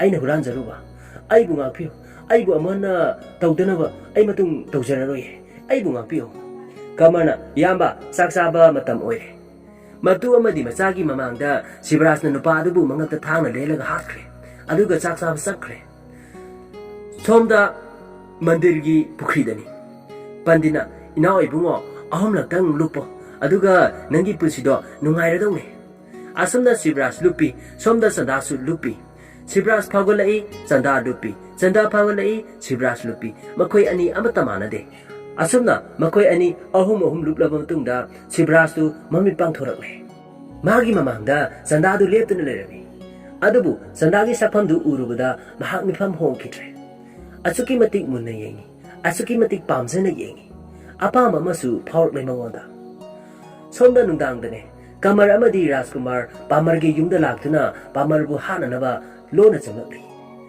ꯃꯈꯣꯏ ꯑꯅꯤꯗꯨ ꯂꯨꯝꯗꯨꯅ ꯂꯩ ꯔꯥꯖꯀꯨꯃꯥꯔꯅ ꯄꯥꯃꯔꯒꯤ ꯃꯅꯥꯛꯇ ꯆꯟꯗꯥ ꯆꯪꯁꯤꯜꯂꯛꯄꯗꯨ ꯎꯏ ꯔꯥꯖꯀꯨꯃꯥꯔꯅ ꯃꯥꯁꯦ ꯑꯩꯒꯤ ꯂꯣꯂꯤꯄꯣꯞꯀꯤ ꯑꯪꯀꯜ ꯑꯣꯏꯔ ꯃꯥꯜꯂꯦ ꯑꯩꯈꯣꯏ ꯃꯥꯕꯨ ꯍꯥꯠꯄ ꯌꯥꯔꯔꯣꯏ ꯇꯟꯖꯥꯗꯨꯗ ꯀꯣꯜ ꯂꯥꯛꯏ ꯀꯃꯔꯅ ꯕꯣꯁꯅꯦ ꯄꯥꯏꯌꯣꯁꯦ ꯔꯥꯖꯀꯨꯃꯥꯔꯅ ꯅꯪꯉꯣꯟꯗ ꯇꯧꯔꯛꯄꯅꯦ ꯅꯪ ꯑꯗꯨꯝ ꯄꯥꯏꯔꯣ ꯀꯃꯔꯅ ꯐꯣꯟꯗꯨ ꯄꯥꯏꯈꯠꯂꯦ ꯍꯜꯂꯣ ꯄꯟꯗꯤꯠꯅ ꯍꯧꯖꯤꯛ ꯄꯥꯃꯔ ꯍꯥꯠꯄ ꯃꯇꯝ ꯅꯠꯇ꯭ꯔꯦ ꯑꯗꯨꯅ ꯍꯜꯂꯛꯂꯣ ꯍꯌꯦꯡ ꯕꯣꯁꯅ ꯅꯣꯏꯗ ꯋꯥꯔꯤ ꯂꯣꯏꯅ ꯍꯥꯏꯔꯒꯅꯤ ꯑꯁꯨꯝꯅ ꯐꯣꯟꯗꯨ ꯀꯛꯈ꯭ꯔꯦ ꯀꯃꯔꯅ ꯕꯣꯁꯅ ꯄꯥꯃꯔ ꯍꯥꯠꯄꯗꯨ ꯀꯦꯟꯁꯦꯜ ꯇꯧꯈ꯭ꯔꯦ ꯔꯥꯖꯀꯨꯃꯥꯔꯅ ꯌꯦꯡꯉꯣꯗꯅ ꯃꯁꯤ ꯑꯩꯒꯤ ꯅꯨꯡꯁꯤꯕꯒꯤ ꯄꯋꯥꯔꯅꯦ ꯁꯣꯝꯗ ꯆꯟꯗꯥ ꯃꯥꯒꯤ ꯔꯨꯝꯗ ꯂꯥꯛꯏ ꯔꯥꯖꯀꯨꯃꯥꯔꯅ ꯗꯥꯟꯁ ꯇꯧꯔꯒ ꯏꯟꯅꯔꯛꯏ ꯆꯟꯗꯥ ꯊꯣꯡꯗꯨ ꯂꯣꯟꯁꯤꯜꯂꯤ ꯃꯩ ꯃꯨꯠꯈꯤ ꯆꯟꯗꯥꯗꯨ ꯆꯪꯁꯤꯜꯂꯛꯏ ꯑꯗꯨꯒ ꯀꯦꯟꯗꯜꯗꯨ ꯆꯨꯈꯠꯂꯤ ꯆꯟꯗꯥꯗꯨ ꯃꯥꯒꯤ ꯐꯤ ꯍꯣꯡꯅꯅꯕ ꯐꯨꯔꯤꯠꯇꯨ ꯂꯧꯊꯣꯔꯛꯏ ꯑꯣꯟꯊꯣꯔꯛꯄꯗ ꯔꯥꯖꯀꯨꯃꯥꯔ ꯃꯅꯤꯡꯗ ꯂꯦꯞꯇꯨꯅ ꯂꯩꯔꯝꯃꯤ ꯆꯟꯗꯥꯗꯨ ꯈꯪꯄ꯭ꯔꯦꯛ ꯈꯪꯉꯤ ꯇꯦꯕꯜꯗꯒꯤ ꯊꯥꯡꯗꯨ ꯐꯠ ꯂꯥꯎꯅ ꯂꯧꯈꯠꯂꯤ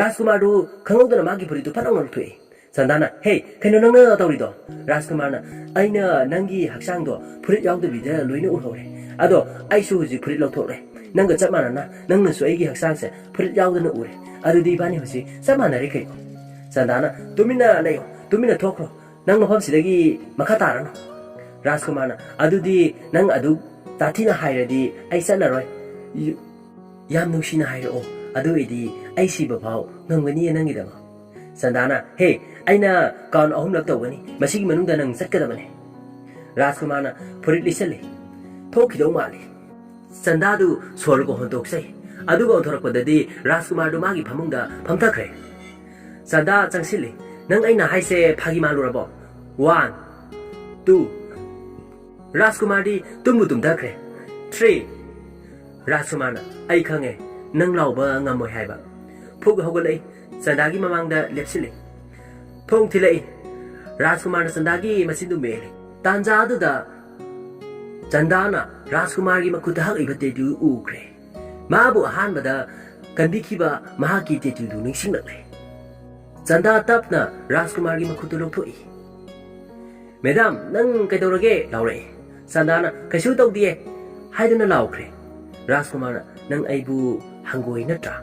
Chandana no ai nang hangoi di. Rajkumar satkre aduga hairami nang hayeng aibu unaba lao. Siwa tepalda pung nipanda nang thengna hekla ba ai adum halame khangu. Chandadu noktuna lehowi. Somda siba tepalda ni. Somda Chanda Rajkumar ngaiduna lei. Adubu lakte. Pung tarik kamini dangkai mga sale. Hoji pauba Rajkumar laktri. Pung mapantar pauba laktri. Chandadu sakki gitawi onthorak pada Rajkumar du phat lakle. Hey, nang aibu pung ama hena ngaire natra. Chandana aidi nang bu ngaiba na tiene. Aidi sida lakli se ngarangi dugi nang na lale haisen na lakli nine. Rajkumar na adudi hairo. Hajero aingondo ina lale hajero. Kukutharaga. Thank you Lord. Thank you. Chandana chansilaga machindu menchili. Aduga chatkre. Aduga onsinduna hairi. Mado nangonda trailer ne. Asuna makuchuplaga kamsili.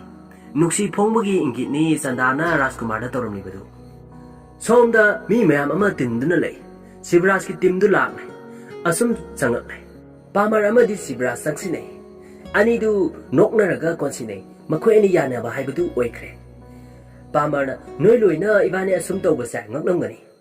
Aikhoi ni ngarang unare. Aduga khanakre. Amaga yengthinaba. Masigi yeknabasa kauthoklaga nungsinaba haibado oirani. Aikhoi ni family oiragani. Ngasidagi aigi khungangsida ningthau ani leiragani. Amakhak oiraroi. Aduga nungaiba khak ohelagani.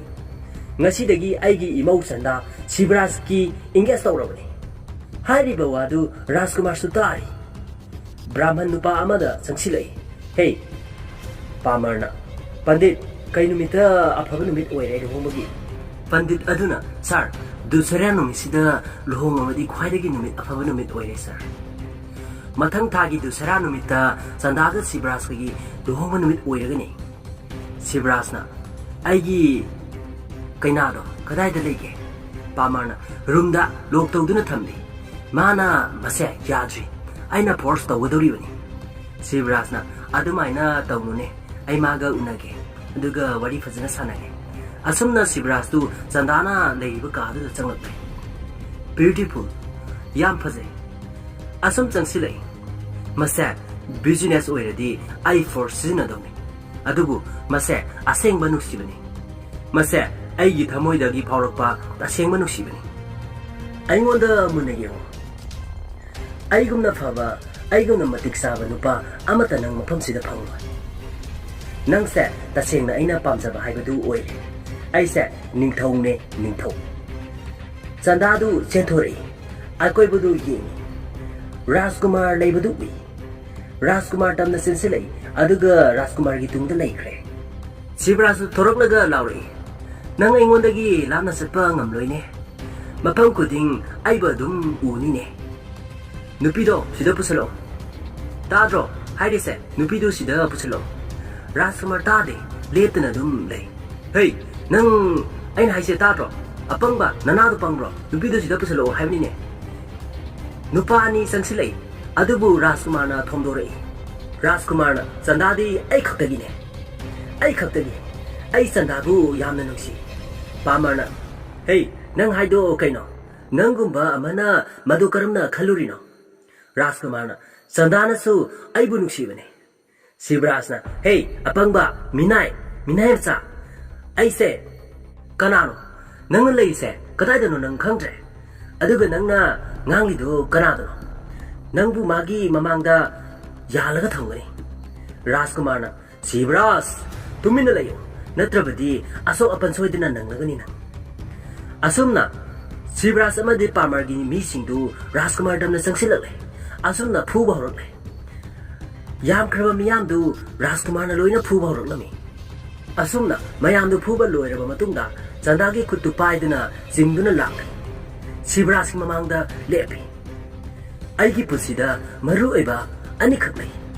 ꯅꯨꯡꯁꯤꯕ ꯅꯠꯇ꯭ꯔꯒ ꯐꯨꯅꯕ ꯑꯩꯅ ꯆꯟꯗꯥꯕꯨ ꯑꯩꯅ ꯄꯨꯅꯤꯡꯕ ꯃꯐꯝꯗ ꯄꯨꯕ ꯌꯥꯏ ꯑꯗꯨꯕꯨ ꯑꯩ ꯃꯗꯣ ꯇꯧꯔꯣꯏ ꯃꯔꯝꯗꯤ ꯑꯩ ꯅꯨꯄꯥꯅꯤ ꯅꯨꯄꯥ ꯑꯩ ꯄꯩꯁꯥꯒꯤꯗꯃꯛ ꯂꯣꯏꯅ ꯇꯧꯕ ꯉꯝꯃꯦ ꯑꯩꯒꯤ ꯄꯨꯟꯁꯤ ꯐꯥꯎꯕ ꯀꯠꯊꯣꯛꯄ ꯉꯝꯃꯦ ꯀꯅꯥ ꯑꯃꯠꯇ ꯑꯀꯤꯕ ꯂꯩꯇꯦ ꯑꯗꯨꯅ ꯑꯩꯅ ꯑꯩꯒꯤ ꯅꯨꯡꯁꯤꯕꯒꯤꯗꯃꯛꯇꯗꯤ ꯑꯩꯅ ꯀꯗꯥꯏ ꯐꯥꯎꯕ ꯇꯧꯒꯅꯤ ꯉꯝꯒꯅꯤ ꯍꯥꯏꯕꯗꯨ ꯅꯪ ꯈꯜꯂꯣꯗꯅ ꯗꯨꯁꯦꯔꯥ ꯅꯨꯃꯤꯠꯇ ꯂꯨꯍꯣꯡꯒꯗꯧꯕꯅꯦ ꯆꯨꯝꯃꯦ ꯆꯠꯂꯣ ꯔꯦꯗꯤ ꯇꯧꯔꯨꯔꯣ ꯅꯪꯒꯤ ꯖꯒꯥꯗ ꯑꯗꯨꯒ ꯆꯟꯗꯥ ꯑꯩꯒ ꯂꯨꯍꯣꯡꯒꯅꯤ ꯅꯪꯒ ꯅꯠꯇꯦ ꯅꯪꯅ ꯉꯝꯗꯗꯤ ꯑꯩꯕꯨ ꯊꯤꯡꯉꯣ ꯑꯁꯨꯝ ꯍꯥꯏꯔꯝꯂꯒ ꯔꯥꯖꯀꯨꯃꯥꯔ ꯑꯗꯨ ꯆꯠꯈ꯭ꯔꯦ ꯑꯁꯨꯝꯅ ꯐꯤꯂꯝ ꯑꯁꯤꯒꯤ ꯇꯪꯈꯥꯏ ꯆꯟꯕ ꯁꯔꯨꯛꯁꯨ ꯌꯧꯁꯤꯜꯂꯛꯂꯦ ꯁꯣꯝꯗꯅ ꯏꯟꯁꯄꯦꯛꯇꯔꯅ ꯕꯣꯁ ꯑꯩꯈꯣꯏꯅ ꯃꯐꯝ ꯈꯨꯗꯤꯡ ꯔꯥꯖꯀꯨꯃꯥꯔꯕꯨ ꯊꯤꯔꯨꯔꯦ ꯑꯗꯨꯕꯨ ꯐꯪꯗ꯭ꯔꯦ ꯃꯍꯥꯛ ꯕꯪꯒꯜꯄꯨꯔꯗꯩꯅꯦ ꯃꯥꯒꯤ ꯃꯊꯛꯇ ꯀꯦꯁ 3 ꯂꯩ ꯄꯟꯗꯤꯠꯅ ꯍꯦ ꯅꯪꯅ ꯍꯥꯏꯗꯨꯅ ꯆꯨꯝꯂꯒꯗꯤ ꯃꯍꯥꯛꯇꯣ ꯄꯨꯂꯤꯁ ꯎꯕ ꯉꯝꯃꯣꯏꯅꯦ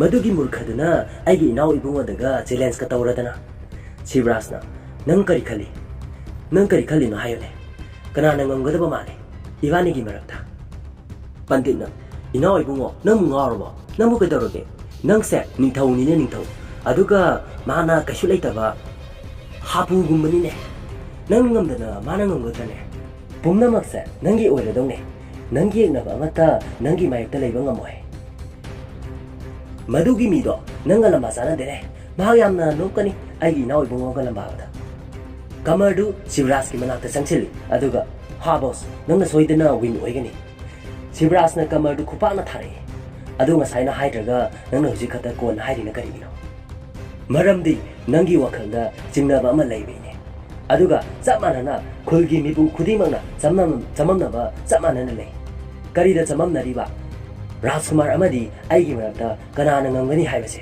ꯂꯣꯏꯅ ꯆꯃꯝꯅꯩ ꯏꯚꯟ ꯆꯟꯗꯥ ꯐꯥꯎꯕ ꯑꯩꯒ ꯔꯥꯖꯀꯨꯃꯥꯔ ꯀꯅꯥꯅ ꯉꯝꯒꯅꯤ ꯍꯥꯏꯕ ꯃꯉꯣꯟꯗꯁꯨ ꯆꯤꯡꯅꯕ ꯐꯥꯎꯏ ꯑꯩꯅ ꯃꯥꯕꯨ ꯇꯦꯝꯄꯜꯗꯨꯗ ꯍꯥꯞꯂꯝꯂꯒꯗꯤ ꯆꯟꯗꯥ ꯑꯩꯒꯤ ꯑꯣꯏꯔꯝꯂꯅꯤ ꯑꯗꯨꯕꯨ ꯑꯩ ꯅꯨꯄꯥꯅꯤ ꯑꯩ ꯆꯟꯗꯥꯒ ꯗꯨꯁꯦꯔꯥ ꯅꯨꯃꯤꯠꯇ ꯁꯣꯏꯗꯅ ꯂꯨꯍꯣꯡꯒꯅꯤ ꯁꯣꯝꯗ ꯆꯟꯗꯥ ꯃꯌꯨꯝꯗꯅꯤ ꯃꯍꯥꯛ ꯑꯁꯨꯝ ꯊꯣꯔꯛꯄꯗ ꯅꯨꯄꯥ ꯃꯌꯥꯝ ꯑꯃ ꯂꯦꯞꯇꯨꯅ ꯂꯩꯔꯝꯃꯤ ꯕꯤꯟꯗꯨꯅ ꯍꯦ ꯀꯥꯏꯗ ꯆꯠꯇꯣꯏꯅꯣ ꯊꯃꯣꯏꯒꯤ ꯔꯥꯅꯤ ꯄꯥꯃꯔꯅ ꯃꯁꯦ ꯕꯤꯟꯗꯨꯅꯤ ꯃꯁꯦ ꯃꯇꯝ ꯄꯨꯝꯅꯃꯛꯇ ꯅꯪꯒ ꯑꯗꯨꯝ ꯂꯩꯔꯗꯧꯅꯤ ꯆꯟꯗꯥꯅ ꯀꯩꯒꯤꯅꯣ ꯍꯥꯏꯁꯦ ꯁꯤꯕꯔꯥꯖꯅ ꯃꯔꯝꯗꯤ ꯅꯪ ꯑꯩꯒꯤ ꯐ꯭ꯌꯨꯆꯔ ꯔꯥꯅꯤꯅꯤ ꯃꯗꯨꯒꯤ ꯑꯄꯪꯕꯗꯣ ꯀꯩꯒꯨꯝꯕ ꯂꯥꯛꯂꯒꯗꯤ ꯑꯩꯅ ꯃꯥꯕꯨ ꯍꯨꯏ ꯍꯥꯠꯄꯗꯧꯅ ꯍꯥꯠꯀꯅꯤ ꯅꯪꯅ ꯁꯛꯅ ꯇꯧ ꯆꯪꯈꯣꯟꯕꯤꯅꯤ ꯑꯩ ꯅꯪꯕꯨ ꯌꯥꯝ ꯊꯨꯅ ꯄꯥꯝꯃꯦ ꯌꯦꯡꯉꯣ ꯁꯦꯝ ꯍꯥꯏꯠ ꯁꯦꯝ ꯀꯝꯄ꯭ꯂꯦꯛꯁꯟ ꯁꯔꯒꯒꯨꯝ ꯅꯨꯡꯉꯥꯏꯗꯣꯏ ꯖꯥꯅꯤꯁꯥ ꯑꯁꯨꯝꯅ ꯍꯥꯏꯔꯝꯂꯒ ꯌꯥꯝꯅ ꯍꯔꯥꯎꯅ ꯆꯠꯈ꯭ꯔꯦ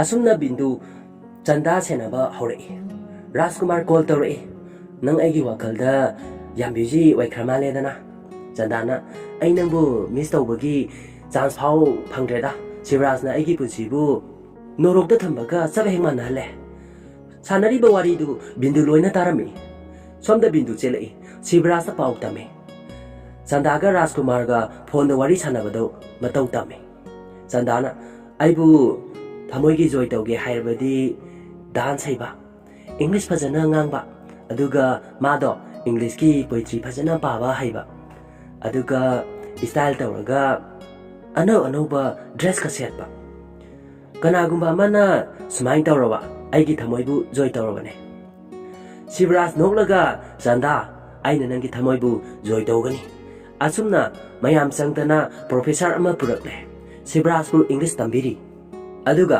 ꯗꯥꯟꯁ ꯇꯝꯅꯕꯅꯤ ꯍꯥꯏꯗꯨꯅ ꯑꯃꯨꯛ ꯗꯥꯟꯁ ꯑꯃꯨꯛ ꯇꯝꯍꯜꯂꯤ ꯁꯣꯝꯗ ꯆꯟꯗꯥ ꯔꯥꯖꯀꯨꯃꯥꯔ ꯋꯥꯔꯤ ꯁꯥꯟꯅꯔꯤ ꯁꯤꯕꯔꯥꯖꯅ ꯐꯣꯟ ꯇꯥꯞ ꯂꯧꯏ ꯑꯗꯨꯒ ꯍꯦ ꯔꯥꯖꯀꯨꯃꯥꯔ ꯆꯟꯗꯥ ꯅꯪꯒꯤ ꯈꯣꯟꯖꯦꯜꯗꯨ ꯀꯩꯗꯧꯔꯒꯦ ꯁꯤꯕꯔꯥꯖꯅ ꯍꯦ ꯑꯣꯛꯄꯤ ꯔꯥꯖꯀꯨꯃꯥꯔꯅ ꯍꯦ ꯅꯪ ꯍꯧꯖꯤꯛ ꯏꯪꯂꯤꯁ ꯗꯥꯟꯁꯀ ꯌꯥꯝ ꯇꯝꯃꯦ ꯍꯥꯏꯅ ꯑꯗꯣ ꯅꯪ ꯆꯥꯛ ꯊꯣꯡꯕꯁꯨ ꯇꯝꯁꯤꯜꯂꯣ ꯑꯩꯒꯤ ꯂꯨꯍꯣꯡꯕ ꯅꯨꯃꯤꯠꯇ ꯅꯪꯅ ꯊꯣꯡꯕꯗꯣ ꯆꯥꯕ ꯄꯥꯝꯃꯦꯕ ꯈꯪꯖꯤꯜꯂꯣ ꯑꯩꯗꯤ ꯆꯤꯀꯟ ꯊꯣꯡꯕꯁꯦ ꯌꯥꯝ ꯄꯥꯝꯃꯦꯀꯣ ꯁꯤꯕꯔꯥꯖ ꯁꯥꯎꯅ ꯐꯣꯟꯗꯨ ꯊꯨꯒꯥꯏꯈ꯭ꯔꯦ ꯑꯗꯨꯒ ꯍꯦ ꯌꯦꯡꯉꯣ ꯃꯥꯒꯤ ꯈꯨꯕꯣꯝꯗꯣ ꯑꯩꯒꯤ ꯑꯥꯔꯝꯁꯤꯅ ꯍꯦꯟꯅ ꯆꯥꯎꯕꯅꯦ ꯅꯪ ꯋꯥꯒꯅꯨ ꯅꯪꯒꯤꯗꯃꯛ ꯑꯩ ꯂꯩꯁꯤꯗꯤ ꯑꯥꯏ ꯂꯚ ꯌꯨ ꯍꯥꯏꯔꯝꯂꯒ ꯆꯠꯈ꯭ꯔꯦ ꯁꯣꯝꯗ ꯔꯥꯖꯀꯨꯃꯥꯔ ꯕꯥꯔ ꯃꯅꯨꯡꯗꯅꯤ ꯄꯥꯃꯔꯒꯤ ꯀꯥꯡꯕꯨꯗꯨ ꯂꯥꯛꯂꯝꯃꯤ ꯑꯗꯨꯒ ꯔꯥꯖꯀꯨꯃꯥꯔꯒ ꯐꯨꯅꯕ ꯍꯧꯔꯛꯂꯝꯃꯤ ꯔꯥꯖꯀꯨꯃꯥꯔ ꯃꯈꯣꯏ ꯂꯣꯏꯅ ꯐꯨꯊꯔꯛꯂꯝꯃꯤ ꯑꯔꯣꯏꯕꯗ ꯆꯇꯨꯔꯁꯤꯡꯕꯨ ꯔꯥꯖꯀꯨꯃꯥꯔꯅ ꯀꯣꯟꯁꯤꯟꯕꯤꯔꯝꯃꯤ꯫ ꯁꯣꯝꯗ ꯆꯟꯗꯥ ꯆꯥꯅꯕꯒꯗꯨ ꯂꯪꯈꯥꯏꯔꯤ, ꯆꯥꯔꯣꯏ, ꯆꯥꯛ ꯑꯃꯠꯇ ꯆꯥꯔꯣꯏ꯫ ꯇꯟꯖꯥꯗꯨꯗ ꯆꯇꯨꯔ ꯆꯪꯁꯤꯜꯂꯛꯏ, ꯃꯈꯨꯠꯇ ꯇꯥꯖ ꯃꯍꯜ ꯑꯃꯁꯨ ꯄꯥꯏꯔꯛꯂꯤ꯫ ꯆꯟꯗꯥꯗ ꯄꯤ꯫ ꯆꯟꯗꯥꯅ ꯀꯩꯅꯣ ꯁꯤꯅ? ꯆꯇꯨꯔꯅ ꯔꯥꯖꯀꯨꯃꯥꯔꯅ ꯄꯤꯔꯛꯄꯅꯦ꯫ ꯑꯗꯨꯒ ꯃꯥꯅ ꯍꯥꯏꯔꯛꯏ, ꯑꯩꯅ ꯅꯉꯣꯟꯗ ꯇꯥꯖ ꯃꯍꯜꯁꯦ ꯄꯤꯕꯗ ꯅꯪꯒꯤ ꯅꯃꯤꯠꯇ ꯅꯄꯤ ꯁꯣꯏꯗꯅ ꯇꯥꯒꯅꯤ, ꯑꯗꯨꯅ ꯑꯩ ꯅꯪꯒꯤ ꯄꯤꯗꯨ ꯎꯕ ꯉꯝꯃꯣꯏ꯫ ꯑꯗꯨꯒ ꯁꯤꯃꯁꯨ ꯍꯥꯏꯔꯛꯏ, ꯃꯥꯕꯨ ꯀꯥꯎꯊꯣꯛꯈ꯭ꯔꯣ, ꯁꯤꯕꯔꯥꯖꯀ ꯂꯨꯍꯣꯡꯈ꯭ꯔꯣ ꯍꯥꯏꯅ, ꯑꯗꯨꯅ ꯃꯥꯗꯣ ꯃꯥꯒꯤ ꯑꯔꯣꯏꯕ ꯒꯤꯐꯅꯦ ꯍꯥꯏꯅ ꯍꯥꯏꯔꯛꯏ꯫ ꯆꯟꯗꯥꯗꯤ ꯅꯣꯛꯂꯝꯃꯤ, ꯀꯔꯤꯒꯤꯅꯣ ꯍꯥꯏꯕꯗꯤ ꯈꯪꯗ꯭ꯔꯦ꯫ ꯕꯤꯟꯗꯨꯅ ꯄꯥꯃꯔꯗ ꯄꯥꯎ ꯇꯝꯂꯨꯔꯦ꯫ ꯄꯥꯃꯔꯅ ꯆꯇꯨꯔꯕꯨ ꯐꯨꯔꯝꯃꯤ꯫ ꯆꯇꯨꯔꯅ ꯀꯩꯒꯤꯅꯣ ꯑꯩꯕꯨ ꯐꯨꯔꯤꯕ? ꯑꯩꯒꯤ ꯀꯔꯤ ꯏꯔꯥꯜꯅꯣ? ꯄꯥꯃꯔꯅ ꯆꯇꯨꯔꯕꯨ ꯇꯨꯡ ꯑꯣꯟꯊꯣꯛꯍꯜꯂꯝꯃꯤ꯫ ꯑꯗꯨꯒ ꯔꯥꯖꯀꯨꯃꯥꯔꯅ ꯃꯥꯕꯨ ꯀꯣꯟꯕꯗ ꯃꯅꯤꯡꯗ ꯆꯟꯗꯥꯗ ꯎꯅꯅꯕꯅꯤ ꯍꯥꯏꯗꯨꯅ ꯆꯦ ꯑꯃ ꯅꯞꯇꯨꯅ ꯊꯦꯠꯂꯝꯃꯤ꯫ ꯑꯗꯨꯒꯤꯅꯤ ꯃꯍꯥꯛꯄꯨ ꯐꯨꯔꯤꯕꯁꯤ꯫ ꯃꯗꯨ ꯎꯕꯗ ꯆꯟꯗꯥꯅ ꯅꯣꯛꯂꯤꯕꯅꯤ꯫ ꯗꯨꯁꯦꯔꯥ ꯅꯨꯃꯤꯠꯇ ꯑꯩꯈꯣꯏꯅꯤ ꯁꯣꯏꯗꯅ ꯂꯨꯍꯣꯡꯒꯅꯤ ꯍꯥꯏꯗꯨꯅ ꯏꯔꯝꯃꯤ꯫ ꯑꯁꯨꯝꯅ ꯆꯇꯨꯔꯗꯨ ꯑꯃꯨꯛꯁꯨ ꯐꯨꯔꯝꯃꯤ꯫ ꯁꯣꯝꯗ ꯆꯟꯗꯥ ꯇꯥꯖ ꯃꯍꯜꯗꯨ ꯃꯨꯟꯅ ꯌꯦꯡꯉꯤ꯫ ꯑꯗꯨꯕꯨ ꯕ꯭ꯔꯥꯏꯚꯦꯠ ꯑꯃ ꯂꯥꯛꯏ꯫ ꯆꯟꯗꯥ ꯃꯨꯟꯅ ꯌꯦꯡꯉꯤ꯫ ꯃꯣꯕꯥꯏꯜ ꯐꯣꯟ ꯑꯃ ꯇꯥꯖ ꯃꯍꯜꯗꯨꯒꯤ ꯃꯅꯨꯡꯗ ꯌꯥꯎꯔꯝꯃꯤ꯫ ꯐꯣꯟꯗꯨ ꯂꯧꯊꯣꯛꯇꯨꯅ ꯔꯥꯖꯀꯨꯃꯥꯔꯒ ꯃꯈꯣꯏ ꯑꯅꯤ ꯋꯥꯔꯤ ꯁꯥꯟꯅꯔꯝꯃꯤ꯫ ꯁꯣꯝꯗ ꯕꯤꯁꯥꯜꯗꯅꯤ ꯁꯤꯕꯔꯥꯖꯅ ꯆꯟꯗꯥꯕꯨ ꯄꯨꯗꯨꯅ ꯂꯥꯛꯂꯦ꯫ ꯑꯁꯨꯝꯅ ꯐꯤ ꯌꯦꯡꯕ ꯆꯪꯂꯛꯂꯦ꯫ ꯑꯁꯨꯝ ꯁꯥꯔꯤ ꯌꯦꯡꯂꯤ꯫ ꯆꯟꯗꯥꯗꯨ ꯇꯨꯃꯤꯟꯅ ꯂꯩ꯫ ꯗꯨꯀꯥꯟꯗꯥꯔꯗꯨꯅ ꯃꯊꯪ ꯃꯊꯪ ꯄꯨꯊꯣꯔꯛꯂꯦ꯫ ꯁꯤꯕꯔꯥꯖꯅ ꯍꯣꯏ ꯑꯩ ꯈꯟꯖꯒꯦꯅꯦ ꯍꯥꯏꯔꯒ ꯃꯍꯥꯛ ꯀꯣꯌꯦꯡ ꯌꯦꯡꯉꯤ꯫ ꯁꯥꯔꯤ ꯑꯉꯥꯡꯕ ꯑꯃ ꯎꯔꯤ꯫ ꯑꯗꯨ ꯇꯝꯅ ꯆꯪꯁꯤꯜꯂꯛꯏ꯫ ꯇꯟꯖꯥꯗꯨꯗ ꯔꯥꯖꯀꯨꯃꯥꯔ ꯁꯥꯔꯤ ꯃꯌꯥꯝ ꯄꯨꯗꯨꯅ ꯂꯥꯛꯂꯦ꯫ ꯗꯨꯀꯥꯟꯗꯥꯔꯗꯨꯅ ꯃꯥꯗꯤ ꯀꯅꯥꯅꯣ?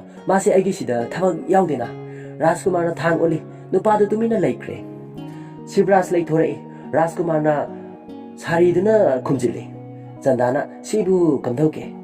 ꯁꯤꯕꯔꯥꯖꯅ ꯍꯥꯏ, ꯃꯥꯒꯤ ꯊꯃꯣꯏꯁꯦ ꯁꯧꯗꯣꯛꯂ ꯃꯥꯜꯂꯦꯅꯦ꯫ ꯐꯖꯩꯅꯦ꯫ ꯆꯟꯗꯥꯅ ꯑꯗꯨꯗꯤ ꯑꯩ ꯇ꯭ꯔꯥꯏ ꯇꯧꯔꯨꯒꯦ꯫ ꯁꯤꯕꯔꯥꯖꯅ ꯍꯣꯏ꯫ ꯁꯣꯝꯗ ꯔꯥꯖꯀꯨꯃꯥꯔꯒ ꯆꯟꯗꯥꯒ ꯇ꯭ꯔꯥꯌꯦꯜ ꯔꯨꯝꯗ ꯂꯥꯛꯂꯝꯃꯤ꯫ ꯑꯁꯨꯝꯅ ꯁꯥꯔꯤ ꯆꯦꯟꯖ ꯇꯧꯔꯝꯃꯤ꯫ ꯁꯤꯕꯔꯥꯖꯇꯨ ꯇ꯭ꯔꯥꯌꯦꯜ ꯔꯨꯝꯒꯤꯗꯨꯗ ꯃꯅꯥ ꯆꯦꯞꯊꯗꯨꯅ ꯇꯥꯏ꯫ ꯅꯨꯄꯥꯒꯤ ꯈꯣꯟꯖꯦꯜ ꯑꯃ ꯇꯥꯔꯛꯄꯅꯤ꯫ ꯊꯣꯡ ꯐꯠ ꯍꯥꯡꯉꯤ꯫ ꯔꯥꯖꯀꯨꯃꯥꯔꯗꯨ ꯐꯤ ꯃꯌꯥꯝꯗꯨ ꯁꯤꯕꯔꯥꯖꯇ ꯂꯪꯁꯤꯜꯂꯝꯂꯒ ꯆꯦꯟꯈ꯭ꯔꯦ꯫ ꯁꯤꯕꯔꯥꯖ ꯌꯥꯝ ꯁꯥꯎꯅ ꯇꯥꯟꯅꯔꯛꯏ꯫ ꯆꯟꯗꯥ ꯂꯦꯞꯇꯨꯅ ꯂꯩꯔꯝꯃꯤ꯫ ꯁꯤꯕꯔꯥꯖ ꯆꯪꯁꯤꯟꯗꯨꯅ ꯁꯥꯔꯤꯗꯨ ꯆꯤꯡꯊꯩ꯫ ꯆꯟꯗꯥ ꯁꯥꯎꯅ ꯆꯠꯂꯣ, ꯅꯨꯄꯥ ꯑꯣꯏꯅ ꯑꯩꯒꯤ ꯔꯥꯖꯀꯨꯃꯥꯔꯕꯨ ꯃꯥꯏꯊꯤꯕ ꯄꯤꯔꯨꯆꯣ, ꯑꯗꯨꯒ ꯑꯩꯒꯤ ꯅꯥꯛꯇ ꯂꯥꯛꯑꯣ, ꯑꯗꯨꯒ ꯑꯩꯒ ꯅꯪꯒ ꯂꯨꯍꯣꯡꯁꯦ, ꯑꯗꯨꯒ ꯑꯩꯒꯤ ꯁꯥꯔꯤ ꯐꯥꯎ ꯅꯈꯨꯠꯃꯛꯅ ꯂꯧꯊꯣꯛꯆꯣ꯫ ꯁꯤꯕꯔꯥꯖ ꯁꯥꯎꯅ ꯌꯦꯡꯗꯨꯅ ꯂꯩꯍꯧꯏ꯫ ꯁꯣꯝꯗ ꯀꯣꯜ ꯂꯥꯛꯄꯅꯤ꯫ ꯆꯟꯗꯥ ꯐꯠ ꯄꯥꯏꯈꯠꯂꯤ꯫ ꯑꯗꯨꯕꯨ ꯈꯪꯍꯧꯗꯅ ꯈꯨꯄꯥꯛꯅ ꯄꯥꯃꯔꯅ ꯊꯥꯖꯤꯜꯂꯛꯏ꯫ ꯐꯣꯟꯗꯨ ꯇꯥꯗꯨꯅ ꯂꯩ꯫ ꯚꯦꯜ ꯁꯠꯇꯨꯅ ꯎꯠꯂꯤ꯫ ꯆꯟꯗꯥꯅ ꯑꯪꯀꯜ꯫ ꯄꯥꯃꯔꯅ ꯁꯟ ꯈꯔ ꯐꯥꯎꯕ ꯀꯟꯇ꯭ꯔꯣꯜ ꯂꯥꯏꯅ ꯇꯧꯕ ꯉꯝꯃꯤ, ꯑꯗꯨꯕꯨ ꯈꯔ ꯑꯃꯗꯤ ꯑꯁꯨꯝꯕ ꯁꯎꯟꯒꯤ ꯚꯦꯟꯁꯦ ꯃꯍꯥꯎ ꯇꯪꯅꯤꯡꯉꯤ꯫ ꯆꯟꯗꯥꯅ ꯀꯩꯒꯨꯝꯕ ꯑꯩꯒꯤ ꯏꯄꯥ ꯏꯃꯥ ꯍꯤꯡꯂꯝꯂꯕꯗꯤ ꯅꯪ ꯑꯩꯕꯨ ꯑꯁꯨꯝꯅ ꯇꯧꯔꯝꯂꯣꯏꯀꯣ?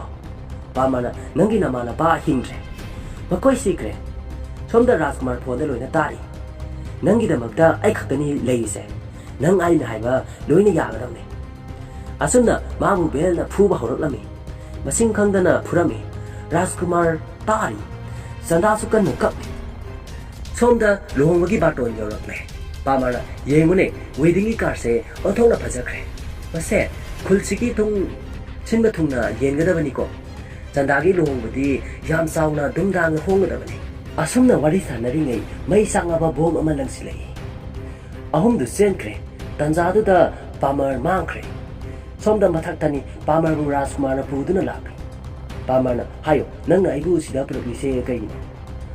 ꯔꯥꯖꯅ ꯀꯩꯅꯣ ꯍꯥꯏꯗꯨꯕꯣ ꯍꯥꯏꯔꯒ ꯕꯦꯜ ꯁꯠꯂꯤ꯫ ꯄꯥꯃꯔ ꯀꯩꯒꯤꯅꯣ ꯑꯩꯕꯨ ꯃꯐꯝꯁꯤꯗ ꯄꯨꯔꯛꯂꯤꯁꯦ, ꯑꯗꯨꯒ ꯅꯪꯅ ꯅꯪꯒꯤ ꯕꯦꯜꯗꯣ ꯁꯠꯇꯣꯛꯂꯤꯅ ꯀꯔꯤꯒꯤ? ꯔꯥꯖꯀꯨꯃꯥꯔꯅ ꯐ꯭ꯌꯨꯆꯔ ꯑꯪꯀꯜ, ꯑꯩꯕꯨ ꯅꯪꯅ ꯐꯨꯕ ꯄꯥꯝꯃꯦ, ꯁꯦ ꯂꯧꯔꯣ, ꯑꯩꯕꯨ ꯐꯨꯋꯣ, ꯁꯦ꯫ ꯄꯥꯃꯔꯅ ꯍꯦ, ꯑꯩꯅ ꯍꯥꯏꯕ ꯍꯣꯏꯅꯦ, ꯁꯦꯅꯦ, ꯐꯨꯔꯣꯅꯦ, ꯕꯦꯜꯗꯣ ꯂꯧꯏ ꯑꯗꯨꯒ ꯐꯨꯒꯦ ꯇꯧꯏ꯫ ꯔꯥꯖꯀꯨꯃꯥꯔꯅ ꯑꯗꯨꯒꯤ ꯁ꯭ꯇꯥꯏꯜꯗꯣ ꯅꯠꯇꯦꯅꯦ, ꯄꯤꯔꯛꯑꯣ ꯑꯩ ꯇꯧꯒꯦ ꯍꯥꯏꯔꯒ ꯕꯦꯜꯗꯨ ꯂꯧꯏ ꯑꯗꯨꯒ ꯐꯨꯕ ꯍꯧꯔꯛꯂꯦ꯫ ꯃꯁꯤꯡ ꯊꯤꯉꯝꯗꯅ ꯐꯨꯔꯝꯃꯤ꯫ ꯄꯥꯃꯔꯗꯨ ꯆꯦꯜꯂꯤ꯫ ꯔꯥꯖꯀꯨꯃꯥꯔꯅ ꯄꯄꯥ, ꯅꯪ ꯑꯗꯨꯒꯤ ꯁ꯭ꯇꯦꯞꯇꯨꯒꯤ ꯍꯦꯛ ꯃꯈꯥ ꯍꯦꯛ ꯂꯥꯟꯊꯈ꯭ꯔꯕ ꯅꯪꯕꯨ ꯑꯩꯅ ꯍꯥꯠꯇꯣꯛꯀꯅꯤ꯫ ꯄꯥꯃꯔꯗꯨ ꯑꯃꯨꯛ ꯂꯥꯛꯂꯤ꯫ ꯐꯨꯔꯤꯠ ꯂꯧꯊꯣꯛꯏ ꯑꯗꯨꯒ ꯑꯃꯨꯛꯁꯨ ꯐꯨꯍꯜꯂꯝꯃꯤ꯫ Rajkumarna Dusera numita aina Chandaga luhongani. Aina Chandaga luhongba lakpada magi haksangda dakpham ama hek leiramlaba. Aina nangbu hingna nangi unsado khokadabne. Aise Chandagine aina hinglise. Khangeko Pamarna hoi khangani. Somda Pamargi misingdu Pamarbu thirakle. Rajkumarna nangi huisingsa manam namduna nangbu thirakle. Tumina leyo natragadi aina asopan thogalabane. Asumna Rajkumar sakre. Pamardu kumtharai. Wa amata ngande. Kamarna hai sabji kai leirino. Aikoina nangu thiruise yamna kuire. Punga homukse nangu thirurabane. Nupamana kaim hangurano mangonda. Aimana sum sawse amupau utri. Yengo mamise imungangle. Aidi mabu ubuda kire. Pamarwa amata ngangdana adumak sangkre. Kada sang aduga mixelda yengje. Kapikana tanzadu da kaure. Miuna ba lakniye Pamar Saif. Pamana ai laknage salamo. Asuna pi ama yalaga thorakle. Pamana Madugi mathong huktaba Rajkumarna aibu kelini. Aina mangonda mayek sengna haikhabane. Sandadi Sivraj khaktaga luhongani haidana. Aina mabu halangadabane. Adubu aigi mi myamse lakpadagi mahaksankhre. Makoina khara hek thengna laknamada punamak losillangadabane. Aina mabu soinana halangadabane. Pandit noknaga aina haidra star singsa nangi favorda loina leire haidana. Aduga nangi nakhada leiba misingsa kanamatana sohanba ngamloina. Aigi prediction sa kairungda la loine. Pamar sauna phidu lokthoi. Aduga yengal. Aduga asina kari hairaga panditu phurami. Mana aibu gada phubudona phurimine. Nama khata na prediction ek piraba. Nangi thayado aina thude kadabu. Adubu hairiba wahaidu Pamargi wakhalon oirame. Tanzaruda matakta mai chakpagi maikhu thoraklami. Sangsindu Sivraj Pamargi. Adubu Chandana magi luhongbagi invitation card tu mai tharabagi maikhu oirame. Sivraj yam sauna yengi. Pamarna Rajkumarna haikibudu ningsinglai. Chandana dak ama hek tahalamlaba. Nangbu hakkani. Pamardu Sivraj onsinduna nangsigi kaimta khalurano. Mase ai handle tawrage. Asum themduna pukre. Somda Chanda Rajkumar wari sanari. Chandana hai aigi Rajkumar hayengse nangna mandirda aiga satkadro. Rajkumarna kaigi mandirda no ibani luhongadawsidi. Chandana hayengse Parvati gi pujanu mine. Masigi hek program sa matai manau punna pangthokladi kanamatana punsida maithiba pibe ngamloi. Aduga magi punsido nungai yaifana hingadoribane. Aduna sari amaga mangal sutra amaga su yauroklo nang lakpada. Rajkumarna hoine lollipop aibu ngairamno aduga chatlase. Asumna Chanda thorakbani. Sivraj ki timdu lakle. Chanda ki mamangda gari du khame. Lao ngasi Parvati ki lai khurman namine. Aikoi temple satse. Masigi puja se kopal punna pangthoklabadi moibu kana amatana maithiba piba ngamloi. Aduga punsido nungai yaifana hingadoribanine. Chandana Rajkumarda haikiba wahiduma hairapani. Tu yengo aina red sari amaga tu mangal sutra masu yaurokle. Masi akoina laire katkadoribani. Asumda puduna chakre. Somda Rajkumar ju sari khali aduga mangal sutra khali. Gari manungdani Sivraj noknaga mutsagali. Luhonglaba matungda aina nangbu Parisda honeymoon pugani. Apikpuka amada aina nangi sari gado akthoklaba. Nanga se konsinduineba. Aduga nangi simbaldaga aina kiska tawduiba. Kayada pensagadaba. Ma wakanda mutsagatuna harauduna leidi. Tanzaduda Rajkumari kolai. Tapai khatli Sivrajna. Sivrajna nupigi khonjeldaga sari. Hello, Mr. Romeo. Nangi lollipop se Sivraj ka table da chaliye. Maga punna lai khuraminarani hairine. Se nang Sivraj ka oina wari sanaro. Sivraj tu amoksu magi khonjenda mo haire. Hey, munataw. Ai sak thongba tamle. Nang sikan bread amna pame haidaina. Madu aina aiga Chandaga luhongba numita phajana tawrani. Aduga mayamse mapupena pijagadoriba. Khangedana. Nangna leiriba jagado aigi misingna koisinduna thamlabane. Somda Rajkumar di mamangda meeting ama tawidu ui. ꯔꯥꯖꯀꯨꯃꯥꯔꯅ ꯈꯣꯡꯎꯞ ꯂꯧꯊꯣꯛꯂꯒ ꯂꯪꯁꯤꯜꯂꯛꯏ ꯍꯩ ꯍꯨꯔꯥꯟꯕ ꯇꯨꯃꯤꯟ ꯂꯩꯌꯣ ꯅꯪꯅ ꯃꯌꯥꯝꯗ ꯍꯥꯟꯅꯗꯒꯤ ꯋꯥꯁꯛꯇꯨꯅ ꯂꯥꯛꯂꯦ ꯅꯪ ꯀꯩꯝꯇ ꯇꯧꯗꯦ ꯅꯪ ꯑꯃꯨꯛ ꯍꯟꯅ ꯑꯣꯏꯗꯕ ꯉꯥꯡꯂꯕ ꯌꯦꯡꯉꯣ ꯑꯩꯒꯤ ꯃꯤꯁꯤꯡꯁꯦ ꯈꯨꯠꯂꯥꯏ ꯂꯣꯏꯅ ꯄꯥꯏꯗꯨꯅ ꯂꯩꯔꯤꯗꯅ ꯁꯤꯕꯔꯥꯖꯀꯤ ꯃꯤꯁꯤꯡ ꯃꯥꯕꯨ ꯁꯪꯂꯤꯗꯨꯗ ꯈꯨꯠꯂꯥꯏ ꯄꯥꯏꯔꯤꯕ ꯃꯌꯥꯝꯗꯨꯗ ꯑꯣꯟꯁꯤꯜꯂꯤ ꯇꯨ ꯈꯨꯠꯂꯥꯏ ꯂꯣꯏꯅ ꯌꯥꯎꯔꯦ ꯅꯪꯕꯨ ꯁꯣꯏꯗꯅ ꯍꯥꯠꯍꯟꯒꯅꯤ ꯁꯤꯕꯔꯥꯖꯀꯤ ꯃꯤꯁꯤꯡꯗꯨ ꯈꯨꯠꯂꯥꯏꯗ ꯂꯣꯏꯅ ꯂꯣꯠꯁꯤꯜꯂꯤ ꯅꯪꯕꯨ ꯃꯣꯏꯅ ꯃꯆꯦꯠ ꯃꯆꯦꯠ ꯀꯠꯍꯟꯒꯅꯤ MLAꯗꯨꯅ ꯃꯥꯕꯨ ꯐꯨ ꯍꯥꯏꯗꯨꯅ ꯃꯌꯥꯝꯗꯨ ꯆꯦꯟꯁꯤꯜꯂꯛꯏ ꯔꯥꯖꯀꯨꯃꯥꯔꯅ ꯍꯦ ꯑꯁꯤꯈꯛ ꯅꯠꯇꯦꯅꯦ ꯒꯥꯔꯤ ꯈꯔ ꯑꯃꯁꯨ ꯂꯥꯛꯈꯤꯅꯤ ꯑꯩꯒꯤ ꯃꯤ ꯉꯥꯛꯇꯅꯤ ꯃꯈꯣꯏꯅ ꯅꯣꯏꯕꯨ ꯁꯣꯏꯗꯅ ꯐꯨꯍꯟꯒꯅꯤ ꯇꯥꯟꯖꯥꯗꯨꯗ ꯁꯤꯕꯔꯥꯖꯀꯤ ꯒꯥꯔꯤꯗꯨ ꯊꯧꯔꯛꯂꯦ ꯑꯆꯨꯝꯅ ꯃꯌꯥꯝꯗꯨ ꯏꯔꯥꯡ ꯍꯧꯍꯜꯂꯝꯃꯤ ꯒꯥꯔꯤꯗꯨ ꯊꯠꯍꯜꯂꯝꯃꯤ ꯁꯤꯕꯔꯥꯖ ꯀꯨꯝꯊꯔꯛꯏ ꯁꯥꯔ ꯑꯁꯤꯗꯤ ꯁꯤꯕꯔꯥꯖꯀꯤ ꯒꯥꯔꯤꯅꯤꯅꯦ MLAꯗꯨꯅ ꯍꯥ ꯁꯤꯕꯔꯥꯖꯀꯤ ꯃꯤꯅꯦ ꯍꯥꯏꯕ ꯁꯤꯕꯔꯥꯖ ꯆꯪꯁꯤꯜꯂꯛꯏ ꯅꯨꯄꯥ ꯑꯃꯅ ꯅꯪꯒꯤ ꯃꯤꯅ ꯈꯣꯡꯎꯞ ꯂꯪꯁꯤꯜꯂꯛꯏꯅꯤꯅꯦ ꯃꯌꯥꯝꯒꯤ ꯃꯤꯇꯤꯡ ꯃꯐꯝꯁꯤꯗ ꯁꯤꯕꯔꯥꯖꯁꯨ ꯌꯥꯝꯅ ꯁꯥꯎꯔꯝꯃꯤ ꯃꯥꯗꯣ ꯑꯩꯒꯤ ꯃꯤ ꯅꯠꯇꯦꯅꯦ ꯅꯨꯄꯥ ꯑꯃꯅ ꯑꯩꯈꯣꯏ ꯃꯤꯁ ꯑꯟꯗꯔꯁꯇꯦꯟꯗꯤꯡ ꯑꯃ ꯂꯩꯅꯔꯦ ꯁꯥꯔ ꯁꯥꯎꯕꯤꯔꯅꯨ ꯉꯥꯏꯍꯥꯛ ꯌꯧꯕꯤꯔꯣ ꯍꯥꯏꯗꯅ ꯁꯤꯕꯔꯥꯖꯁꯨ ꯃꯥꯒꯤ ꯒꯥꯔꯤ ꯇꯝꯅ ꯂꯥꯛꯂꯦ ꯑꯗꯨꯕꯨ ꯊꯣꯡꯗ ꯍꯥꯡꯇꯣꯛꯄꯗ ꯆꯟꯗꯥꯗꯤ ꯌꯥꯎꯔꯝꯗ꯭ꯔꯦ ꯀꯃꯔꯗꯨ ꯃꯥꯒꯤ ꯃꯀꯣꯛ ꯑꯁꯣꯛꯄꯗꯨ ꯄꯥꯏꯗꯅ ꯂꯩꯔꯝꯃꯤ ꯁꯤꯕꯔꯥꯖꯅ ꯆꯟꯗꯥꯗꯤ ꯀꯃꯔꯅ ꯃꯥ ꯔꯥꯖꯀꯨꯃꯥꯔꯅ ꯄꯨꯈ꯭ꯔꯦ ꯁꯤꯕꯔꯥꯖ ꯃꯃꯥꯏ ꯂꯩꯊꯣꯔꯛꯏ ꯔꯥꯖꯀꯨꯃꯥꯔꯅ ꯆꯟꯗꯥ ꯕꯥꯏꯛꯇ ꯄꯨꯗꯨꯅ ꯆꯠꯈꯤꯕꯗꯨ ꯎꯔꯝꯃꯤ ꯑꯁꯨꯝꯅ ꯁꯤꯕꯔꯥꯖꯀꯤ ꯇꯤꯝꯗꯨ ꯇꯥꯟꯅꯔꯛꯂꯦ ꯁꯣꯝꯗ ꯃꯟꯗꯤꯗꯔꯅꯤ ꯃꯪꯒꯜ ꯁꯨꯇ꯭ꯔ ꯁꯥꯔꯤ ꯀꯠꯂꯦ ꯄꯟꯗꯤꯠꯇꯨꯅ ꯅꯣꯏ ꯏꯃꯥ ꯕꯕꯥꯗꯤ ꯔꯥꯖꯀꯨꯃꯥꯔꯅ ꯑꯩꯒꯤ ꯏꯃꯥ ꯕꯕꯥꯗꯤ ꯂꯩꯇ꯭ꯔꯦ ꯔꯥꯖꯀꯨꯃꯥꯔ ꯍꯥꯏꯕ ꯃꯤꯡꯁꯦ ꯈꯛꯇꯅꯤ ꯏꯃꯥ ꯕꯕꯥꯅ ꯑꯩꯒꯤ ꯊꯣꯟꯕꯤꯔꯝꯂꯤꯁꯦ ꯑꯩꯒꯤꯗꯤ ꯆꯟꯗꯥ ꯅꯠꯇꯅ ꯀꯅꯥꯁꯨ ꯂꯩꯇ꯭ꯔꯦ ꯃꯥ ꯈꯛꯇ ꯉꯥꯏꯔꯦ ꯑꯩꯒꯤꯗꯤ ꯁꯣꯝꯗ ꯁꯤꯕꯔꯥꯖꯀꯤ ꯇꯤꯝꯗꯨꯁꯨ ꯃꯟꯗꯤꯔ ꯌꯧꯁꯤꯜꯂꯛꯂꯦ ꯄꯟꯗꯤꯠꯇꯨꯅ ꯑꯗꯣ ꯅꯪꯒꯤꯗꯤ ꯆꯟꯗꯥꯅ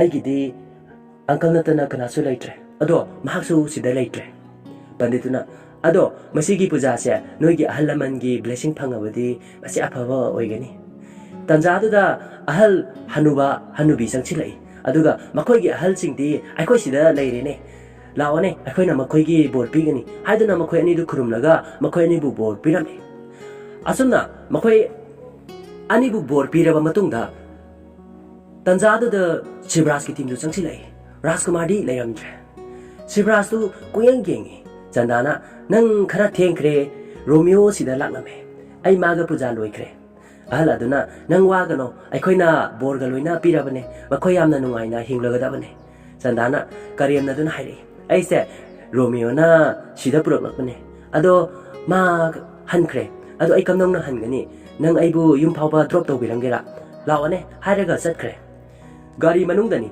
ꯆꯟꯗꯥꯅ ꯔꯣꯃꯤꯌꯣꯅ ꯑꯩꯕꯨ ꯕꯦꯡꯀꯣꯛꯇ ꯍꯅꯤꯃꯨꯟ ꯄꯨꯕꯤꯅꯤ ꯍꯥꯏꯔꯦ ꯑꯗꯨꯒ ꯔꯨꯝ ꯃꯆꯥ ꯃꯅꯨꯡꯗ ꯑꯩꯒꯤ ꯁꯥꯔꯤꯒꯁꯦ ꯇꯞꯅ ꯂꯧꯊꯣꯛꯀꯅꯤ ꯍꯥꯏ ꯑꯗꯨꯒ ꯑꯩꯕꯨ ꯆꯦꯠꯅꯒꯁꯨ ꯀꯣꯟꯕꯤꯅꯤ ꯍꯥꯏ ꯑꯗꯨꯒ ꯑꯩꯒꯤ ꯆꯤꯝꯕꯥꯟꯗꯒ ꯃꯥꯅ ꯀꯤꯁ ꯇꯧꯕꯤꯅꯤ ꯍꯥꯏꯕ ꯀꯌꯥꯗ ꯅꯨꯡꯉꯥꯏꯒꯗꯧꯕ ꯑꯁꯨꯝꯅ ꯆꯟꯗꯥꯒꯤ ꯊꯣꯡꯒꯥꯟ ꯌꯧꯔꯛꯂꯦ ꯁꯤꯕꯔꯥꯖꯇꯤ ꯌꯥꯝꯅ ꯁꯥꯎꯅ ꯏ ꯀꯥꯕꯗ ꯂꯣꯏꯔꯦ ꯆꯟꯗꯥꯒꯤ ꯃꯈꯨꯔꯤꯗꯨ ꯃꯦꯠꯂꯦ ꯅꯪ ꯂꯨꯍꯣꯡꯗ꯭ꯔꯤꯉꯩꯗꯤ ꯅꯪꯒꯤ ꯑꯄꯥꯝꯕ ꯂꯣꯏꯅ ꯇꯧ ꯃꯉꯣꯟꯗ ꯍꯧꯖꯤꯛ ꯄꯨꯡ 24ꯇ ꯉꯥꯏꯔꯦ ꯃꯗꯨꯒꯤ ꯇꯨꯡꯗꯩ ꯅꯪ ꯑꯩꯒꯤꯅꯤ ꯑꯩꯅ ꯁꯣꯏꯗꯅ ꯂꯃꯟ ꯈꯨꯝꯒꯅꯤ ꯑꯁꯨꯝ ꯍꯥꯏꯔꯝꯂꯒ ꯒꯥꯔꯤꯗꯒꯤ ꯆꯟꯗꯥꯗꯨ ꯏꯟꯊꯣꯔꯛꯏ ꯑꯗꯨꯒ ꯁꯤꯕꯔꯥꯖꯇꯨ ꯆꯠꯈ꯭ꯔꯦ ꯁꯣꯝꯗ ꯏꯟꯁꯄꯦꯛꯇꯔꯅ ꯁꯤꯕꯔꯥꯖꯇ ꯀꯣꯜ ꯇꯧꯔꯛꯏ ꯑꯩ ꯕꯣꯁ ꯔꯣꯃꯤꯌꯣ ꯐꯥꯔꯦ ꯍꯧꯖꯤꯛꯃꯛ ꯄꯨꯂꯤꯁ ꯁ꯭ꯇꯦꯁꯟꯗ ꯂꯥꯛꯂꯣ ꯅꯪ ꯅꯁꯥꯅ ꯃꯥꯕꯨ ꯏꯟꯀꯥꯎꯟꯇꯔꯗ ꯍꯥꯠꯇꯣꯛꯆꯧꯅꯦ ꯑꯁꯨꯝ ꯍꯥꯏꯔꯒ ꯐꯣꯟꯗꯨ ꯊꯝꯈ꯭ꯔꯦ ꯏꯟꯁꯄꯦꯛꯇꯔꯅ ꯅꯪ ꯍꯧꯖꯤꯛꯇꯤ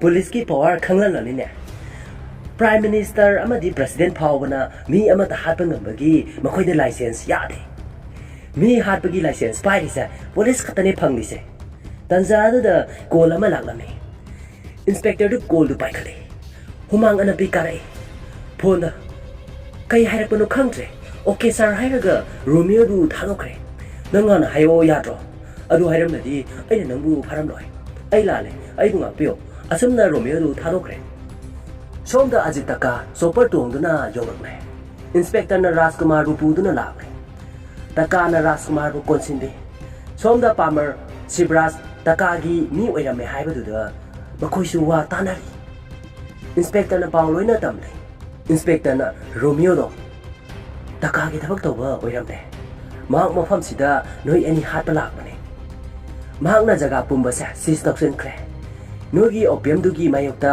ꯆꯥꯔꯖ ꯊꯥꯡꯒꯠꯅꯕ ꯍꯥꯏꯗꯅ ꯇꯀꯥꯅ ꯋꯦꯜ ꯗꯟ ꯔꯣꯃꯤꯌꯣ ꯅꯪ ꯄꯣꯠꯇꯣ ꯀꯔꯝ ꯀꯥꯟꯗ ꯌꯧꯍꯜꯂꯛꯀꯦ ꯍꯥꯏꯕꯅꯣ ꯔꯣꯃꯤꯌꯣꯅ ꯄꯣꯠꯇꯣ ꯑꯩꯉꯣꯟꯗ ꯂꯩꯔꯦ ꯅꯪꯅ ꯄꯥꯝꯃꯒ ꯑꯩꯉꯣꯟꯗꯒꯤ ꯂꯧꯔꯣ ꯑꯩꯅ ꯃꯐꯝ ꯃꯇꯝ ꯆꯥꯅ ꯗꯦꯂꯤꯚꯔ ꯇꯧꯍꯜꯂꯛꯂꯒꯦ ꯁꯤꯕ꯭ꯔꯥꯖꯇꯨ ꯃꯥꯒꯤ ꯑꯣꯄꯤꯌꯝ ꯊꯝꯕ ꯔꯨꯝꯗꯨꯗ ꯂꯥꯛꯂꯦ ꯑꯗꯨꯕꯨ ꯄꯣꯠ ꯆꯩꯁꯤꯡꯗꯨ ꯂꯣꯏꯅ ꯂꯩꯔꯝꯃꯤ ꯏꯟꯁꯄꯦꯛꯇꯔꯅ ꯑꯗꯨꯒ ꯀꯩꯒꯤꯅꯣ ꯃꯥꯅ ꯄꯣꯠꯁꯦ ꯂꯣꯏꯅ ꯍꯨꯔꯥꯜꯂꯒ ꯊꯝꯕꯗꯧꯅ ꯋꯥ ꯉꯥꯡꯂꯦꯕ ꯁꯤꯕ꯭ꯔꯥꯖꯅ ꯏꯟꯁꯄꯦꯛꯇꯔꯗꯨ ꯈꯨꯄꯥꯛꯅ ꯊꯥꯔꯝꯃꯤ ꯅꯪꯅ ꯑꯩꯈꯣꯏꯁꯦ ꯀꯟꯐ꯭ꯌꯨꯁ ꯆꯠꯍꯜꯂꯦ ꯅꯍꯥꯛꯅ ꯄꯥꯝꯃꯤꯁꯦ ꯄꯣꯠꯁꯦ ꯀꯗꯥꯏꯗ ꯊꯝꯒꯦ ꯍꯥꯏꯕꯗꯨꯅꯤ ꯈꯪꯕ ꯄꯥꯝꯃꯤꯁꯦ ꯄꯣꯠꯁꯤꯡꯁꯦ ꯁꯤꯞ ꯇꯧꯈ꯭ꯔꯣ ꯇ꯭ꯔꯛ ꯑꯃ ꯊꯧꯔꯛꯂꯦ ꯔꯣꯃꯤꯌꯣ ꯕꯥꯏꯛ ꯊꯧꯗꯨꯅ ꯂꯥꯛꯂꯦ ꯑꯗꯨꯒ ꯕꯥꯏꯛꯇꯨꯅ ꯗ꯭ꯔꯥꯏꯚꯔꯗꯨ ꯊꯣꯝꯗꯠꯂꯤ ꯑꯁꯨꯝꯅ ꯔꯣꯃꯤꯌꯣꯅ ꯇ꯭ꯔꯛꯇꯨ ꯊꯧꯗꯨꯅ ꯂꯥꯛꯂꯦ ꯇꯀꯥꯒꯤꯗ ꯁꯥꯎꯟ ꯆꯪꯁꯤꯟꯗꯨꯅ ꯌꯦꯡꯉꯤ ꯁꯥꯔ ꯇ꯭ꯔꯛꯁꯤꯗꯤ ꯈꯥꯂꯤꯅꯤꯅꯦ ꯑꯅꯤꯗꯨ ꯉꯛꯅ ꯌꯦꯡꯉꯤ ꯇꯀꯥꯅ ꯅꯪ ꯑꯩꯒꯤ ꯈ꯭ꯋꯥꯏꯗꯒꯤ ꯕ꯭ꯔꯥꯏꯠ ꯑꯣꯏꯕ ꯃꯤꯅꯤ ꯑꯗꯨꯕꯨ ꯁꯤꯕ꯭ꯔꯥꯖꯅ ꯅꯪꯕꯨ ꯌꯥꯗ꯭ꯔꯦ ꯅꯪ ꯃꯗꯨ ꯀꯩꯒꯤꯅꯣ ꯈꯪꯕ꯭ꯔꯥ ꯅꯨꯄꯤꯒꯤꯅꯤ ꯑꯩꯅ ꯆꯍꯤ 19 ꯁꯨꯔꯛꯄꯗ ꯅꯨꯄꯤ ꯑꯃꯕꯨ ꯌꯥꯝꯅ ꯅꯨꯡꯁꯤꯈꯤ ꯑꯩ ꯀꯤꯂꯣꯃꯤꯇꯔ 36ꯁꯦ ꯁꯥꯏꯀꯜ ꯊꯧꯈꯤ ꯅꯨꯄꯤꯗꯨꯒꯤꯗꯃꯛ ꯁꯥꯔꯕ ꯀꯥꯂꯦꯟꯒꯤ ꯅꯨꯡꯁꯥ ꯃꯔꯛꯇ ꯑꯗꯨꯕꯨ ꯕꯤꯖꯤꯅꯦꯁꯀ ꯅꯨꯡꯁꯤꯅꯕꯒꯤꯗꯤ ꯀꯩꯗꯧꯅꯨꯡꯗ ꯆꯠꯃꯤꯟꯅꯕ ꯌꯥꯔꯣꯏ ꯑꯩ ꯊꯕꯛꯇ ꯃꯥꯏ ꯑꯣꯟꯁꯤꯜꯂꯛꯄ ꯉꯝꯃꯛꯇ꯭ꯔꯦ ꯑꯩꯅ ꯃꯥꯒꯤꯗꯃꯛꯇ ꯈꯟꯕꯗ ꯑꯗꯨꯅ ꯑꯩꯒꯤ ꯋꯥꯈꯜꯁꯦ ꯊꯕꯛꯇ ꯐꯦꯜ ꯑꯣꯏꯔꯛꯄꯗꯒꯤ ꯑꯩꯒꯤ ꯀꯣꯛ ꯁꯥꯟꯅꯔꯛꯂꯦ ꯑꯗꯨꯅ ꯑꯩꯅ ꯑꯩꯒꯤ ꯅꯨꯄꯤꯗꯣ ꯍꯥꯠꯇꯣꯛꯈ꯭ꯔꯦ ꯑꯗꯣ ꯑꯩꯉꯣꯟꯗ ꯍꯧꯖꯤꯛ ꯌꯦꯡꯉꯣ ꯑꯩ ꯁꯛꯁꯦꯁ ꯑꯣꯏꯔꯦ ꯑꯗꯨꯅ ꯅꯪꯁꯨ ꯆꯟꯗꯥꯕꯨ ꯍꯥꯠꯇꯣꯛꯈ꯭ꯔꯣ ꯑꯗꯨ ꯑꯣꯏꯔꯗꯤ ꯅꯪ ꯁꯛꯁꯦꯁ ꯑꯣꯏꯔꯒꯗꯧꯕꯅꯦ ꯆꯨꯝꯗ꯭ꯔꯕꯣ ꯄꯥꯃꯔꯅ ꯅꯠꯇ꯭ꯔꯅꯦ ꯇꯀꯥꯅ ꯔꯥꯖꯀꯨꯃꯥꯔꯕꯨ ꯊꯥꯡꯅ ꯈꯥꯡꯖꯤꯟ ꯊꯤꯜꯂꯛꯏ ꯅꯪꯒꯤ ꯄ꯭ꯔꯣꯕ꯭ꯂꯦꯝꯁꯦ ꯅꯨꯡꯁꯤꯕꯅꯦ ꯑꯗꯨꯒ ꯑꯩꯒꯤꯅ ꯂꯣꯁ ꯑꯩ ꯋꯤꯟ ꯑꯣꯏꯕꯒꯤꯗꯃꯛ ꯇꯧꯕ ꯉꯝꯗꯕ ꯂꯩꯇꯦ ꯅꯨꯡꯁꯤꯕꯅ ꯅꯪꯕꯨ ꯃꯥꯡꯍꯜꯂꯦ ꯀꯥꯟꯅꯍꯟꯗ꯭ꯔꯦ ꯅꯠꯂꯝꯗ꯭ꯔꯕꯗꯤ ꯑꯁꯨꯛꯀꯤ ꯃꯇꯤꯛ ꯀꯥꯟꯅꯕ ꯑꯣꯏꯔꯝꯒꯗꯕꯅꯤ ꯅꯪꯁꯦ ꯑꯃꯨꯛꯁꯨ ꯇꯨꯡꯗꯒꯤ ꯁꯤꯕ꯭ꯔꯥꯖꯅ ꯊꯥꯡꯅ ꯊꯤꯜꯂꯛꯏ ꯁꯤꯕ꯭ꯔꯥꯖꯅ ꯇꯀꯥꯗ ꯑꯣꯄꯤꯌꯝ ꯄꯨꯝꯕ ꯄꯤꯕꯒꯤ ꯋꯥꯔꯤꯗꯨ ꯂꯥꯛꯈꯤ ꯁꯤꯕ꯭ꯔꯥꯖꯅ ꯑꯩꯅ ꯋꯤꯟ ꯑꯣꯏꯔꯦ ꯅꯠꯇ꯭ꯔꯥ ꯅꯪ ꯂꯣꯁ ꯑꯣꯏꯔꯦ ꯅꯠꯇ꯭ꯔꯣ ꯁꯤꯕ꯭ꯔꯥꯖꯅ ꯔꯥꯖꯀꯨꯃꯥꯔꯕꯨ ꯈꯣꯡꯄꯥꯛꯅ ꯀꯥꯎꯊꯔꯛꯂꯝꯃꯤ ꯑꯗꯨꯒ ꯆꯪꯁꯤꯜꯂꯒ ꯅꯦꯠꯂꯤ ꯑꯩꯈꯣꯏꯒꯨꯝꯕ ꯌꯦꯡꯊꯤꯟꯅꯔꯝꯂꯒ ꯃꯔꯨꯞ ꯑꯣꯏꯔꯛꯂꯛꯄ ꯍꯥꯏꯕꯁꯤ ꯅꯪ ꯊꯥꯖꯔꯝꯂꯣꯏꯅꯦ ꯇꯀꯥ ꯑꯃꯗꯤ ꯁꯤꯕ꯭ꯔꯥꯖ ꯐ꯭ꯔꯦꯟ ꯑꯣꯏꯈꯤꯕꯒꯤ ꯋꯥꯔꯤꯗꯨ ꯂꯤꯔꯛꯂꯤ ꯁꯤꯕ꯭ꯔꯥꯖꯅ ꯇꯀꯥꯗ ꯑꯣꯄꯤꯌꯝ ꯁꯤꯟꯅꯈꯤꯕꯒꯤ ꯋꯥꯔꯤꯗꯨ ꯂꯥꯛꯂꯤ ꯅꯪꯒꯨꯝꯕ ꯑꯄꯪꯕꯅ ꯑꯁꯤꯒꯨꯝꯕ ꯊꯕꯛꯁꯦ ꯈꯪꯕ ꯉꯝꯃꯣꯏꯅꯦ ꯆꯟꯗꯥꯗꯨ ꯐꯥꯗꯨꯅ ꯄꯨꯔꯛꯂꯤ ꯆꯟꯗꯥ ꯆꯦꯟꯁꯤꯜꯂꯛꯏ ꯁꯤꯕ꯭ꯔꯥꯖꯅ ꯍꯣꯏ ꯉꯥꯏꯈꯣ ꯀꯅꯥꯅ ꯋꯤꯟ ꯑꯣꯏ ꯍꯥꯏꯌꯣ ꯔꯥꯖꯀꯨꯃꯥꯔꯒ ꯑꯩꯒꯁꯦ ꯀꯅꯥꯅ ꯋꯤꯟ ꯑꯣꯏꯔꯦ ꯍꯥꯏꯌꯣ ꯑꯃꯨꯛꯁꯨ ꯁꯤꯕ꯭ꯔꯥꯖꯅ ꯔꯥꯖꯀꯨꯃꯥꯔꯕꯨ ꯅꯦꯠꯁꯤꯜꯂꯝꯃꯤ ꯆꯟꯗꯥꯅ ꯅꯪꯅ ꯑꯣꯏꯔꯦ ꯅꯪꯅ ꯃꯥꯕꯨ ꯀꯟꯕꯤꯌꯣ ꯀꯞꯇꯨꯅ ꯍꯥꯏꯔꯤ ꯁꯤꯕ꯭ꯔꯥꯖꯅ ꯑꯗꯨꯅ ꯆꯠꯂꯣ ꯅꯨꯡꯁꯥ ꯌꯥꯝꯅ ꯁꯥꯏ ꯒꯥꯔꯤꯗ ꯂꯩꯔꯝꯃꯣ ꯆꯟꯗꯥꯅ ꯑꯩ ꯆꯠꯂꯒꯦ ꯃꯥꯕꯨ ꯀꯟꯕꯤꯌꯨ ꯑꯩ ꯆꯠꯂꯒꯦ ꯃꯉꯣꯟꯗ ꯑꯁꯨꯝꯅ ꯇꯧꯕꯤꯒꯅꯨ ꯑꯁꯨꯝꯅ ꯃꯅꯤꯡ ꯍꯟꯗꯨꯅ ꯆꯠꯈ꯭ꯔꯦ ꯑꯗꯨꯒ ꯐꯝꯊꯗꯨꯅ ꯃꯈꯨꯠ ꯂꯣꯟꯅꯗꯨꯅ ꯂꯩꯔꯤ ꯁꯤꯕ꯭ꯔꯥꯖꯅ ꯍꯩ ꯆꯠꯂꯣ ꯃꯥꯕꯨ ꯐꯨꯝꯂꯨꯔꯣ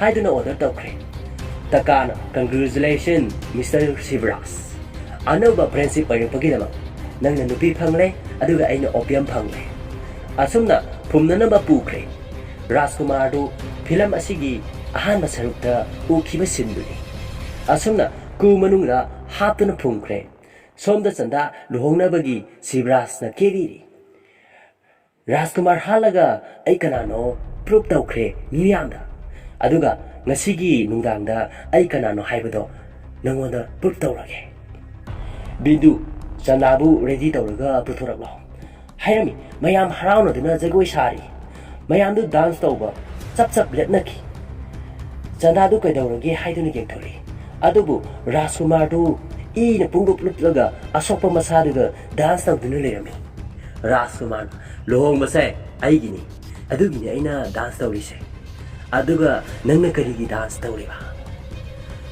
ꯀꯃꯔꯗꯨ ꯆꯪꯁꯤꯜꯂꯛꯇꯨꯅ ꯔꯥꯖꯀꯨꯃꯥꯔꯒꯤ ꯃꯃꯥꯡꯗ ꯂꯦꯞꯄꯤ ꯃꯥꯅ ꯔꯥꯖꯀꯨꯃꯥꯔꯕꯨ ꯀꯨꯗꯒꯤ ꯂꯧꯊꯣꯛꯈꯤꯕꯗꯨ ꯎꯠꯂꯤ ꯄꯥꯃꯔꯅ ꯍꯦ ꯀꯩꯅꯣ ꯅꯪꯅ ꯍꯥꯏꯗꯣ ꯃꯌꯥꯝꯗ ꯔꯥꯖꯀꯨꯃꯥꯔꯕꯨ ꯐꯨꯅꯕ ꯏꯪꯒꯤꯠ ꯇꯧꯔꯝꯃꯤ ꯀꯃꯔꯅ ꯅꯣꯏꯒꯤ ꯏꯟꯇꯔꯦꯁꯇ ꯃꯌꯥꯝꯁꯦ ꯌꯥꯎꯔꯦꯁꯦ ꯅꯣꯏ ꯈꯪꯗ꯭ꯔꯣ ꯃꯔꯨꯞꯀꯤꯗꯃꯛ ꯂꯦꯞꯄꯅꯤ ꯃꯌꯥꯝꯗꯨ ꯃꯔꯨꯞꯀꯤꯗꯃꯛ ꯍꯥꯏꯗꯨꯅ ꯂꯥꯎꯔꯤ ꯁꯤꯕ꯭ꯔꯥꯖꯇꯨ ꯔꯥꯖꯀꯨꯃꯥꯔꯅ ꯍꯥꯏꯈꯤꯕꯁꯤꯡꯗꯨ ꯅꯤꯡꯁꯤꯡꯂꯛꯏ ꯑꯩꯅ ꯄꯩꯁꯥꯒꯤꯗꯃꯛ ꯇꯧꯕ ꯉꯝꯗꯕ ꯂꯩꯇꯦ ꯑꯗꯨꯅ ꯅꯨꯡꯁꯤꯕꯒꯤꯗꯃꯛꯇꯗꯤ ꯀꯗꯥꯏ ꯐꯥꯎꯕ ꯀꯔꯤ ꯇꯧꯕ ꯉꯝꯒꯅꯤ ꯍꯥꯏꯕꯗꯨ ꯅꯪ ꯈꯪꯗ꯭ꯔꯦ ꯗꯣꯁꯦꯔꯥ ꯅꯨꯃꯤꯠꯇ ꯂꯨꯍꯣꯡꯒꯅꯤ ꯃꯗꯨ ꯅꯪ ꯔꯦꯗꯤ ꯇꯧꯖꯔꯨꯔꯣ ꯃꯗꯨꯒꯤ ꯂꯨꯍꯣꯡꯕꯗꯣ ꯅꯪꯒꯤ ꯖꯒꯥꯗꯨꯃꯛꯇ ꯍꯣꯡꯒꯗꯕꯅꯤ ꯑꯗꯨꯒ ꯆꯟꯗꯥ ꯑꯩꯒ ꯂꯨꯍꯣꯡꯒꯅꯤ ꯅꯪꯒ ꯅꯠꯇꯦ ꯅꯪꯅ ꯉꯝꯃꯗꯤ ꯑꯩꯕꯨ ꯊꯤꯡꯉꯨ ꯑꯃꯨꯛꯁꯨ ꯆꯟꯗꯥꯅ ꯍꯥꯏꯕꯗꯨ ꯅꯤꯡꯁꯤꯡꯉꯤ ꯍꯦ ꯆꯠꯂꯣ ꯔꯥꯖꯀꯨꯃꯥꯔꯕꯨ ꯋꯥꯏꯊꯤꯕ ꯄꯤꯌꯨ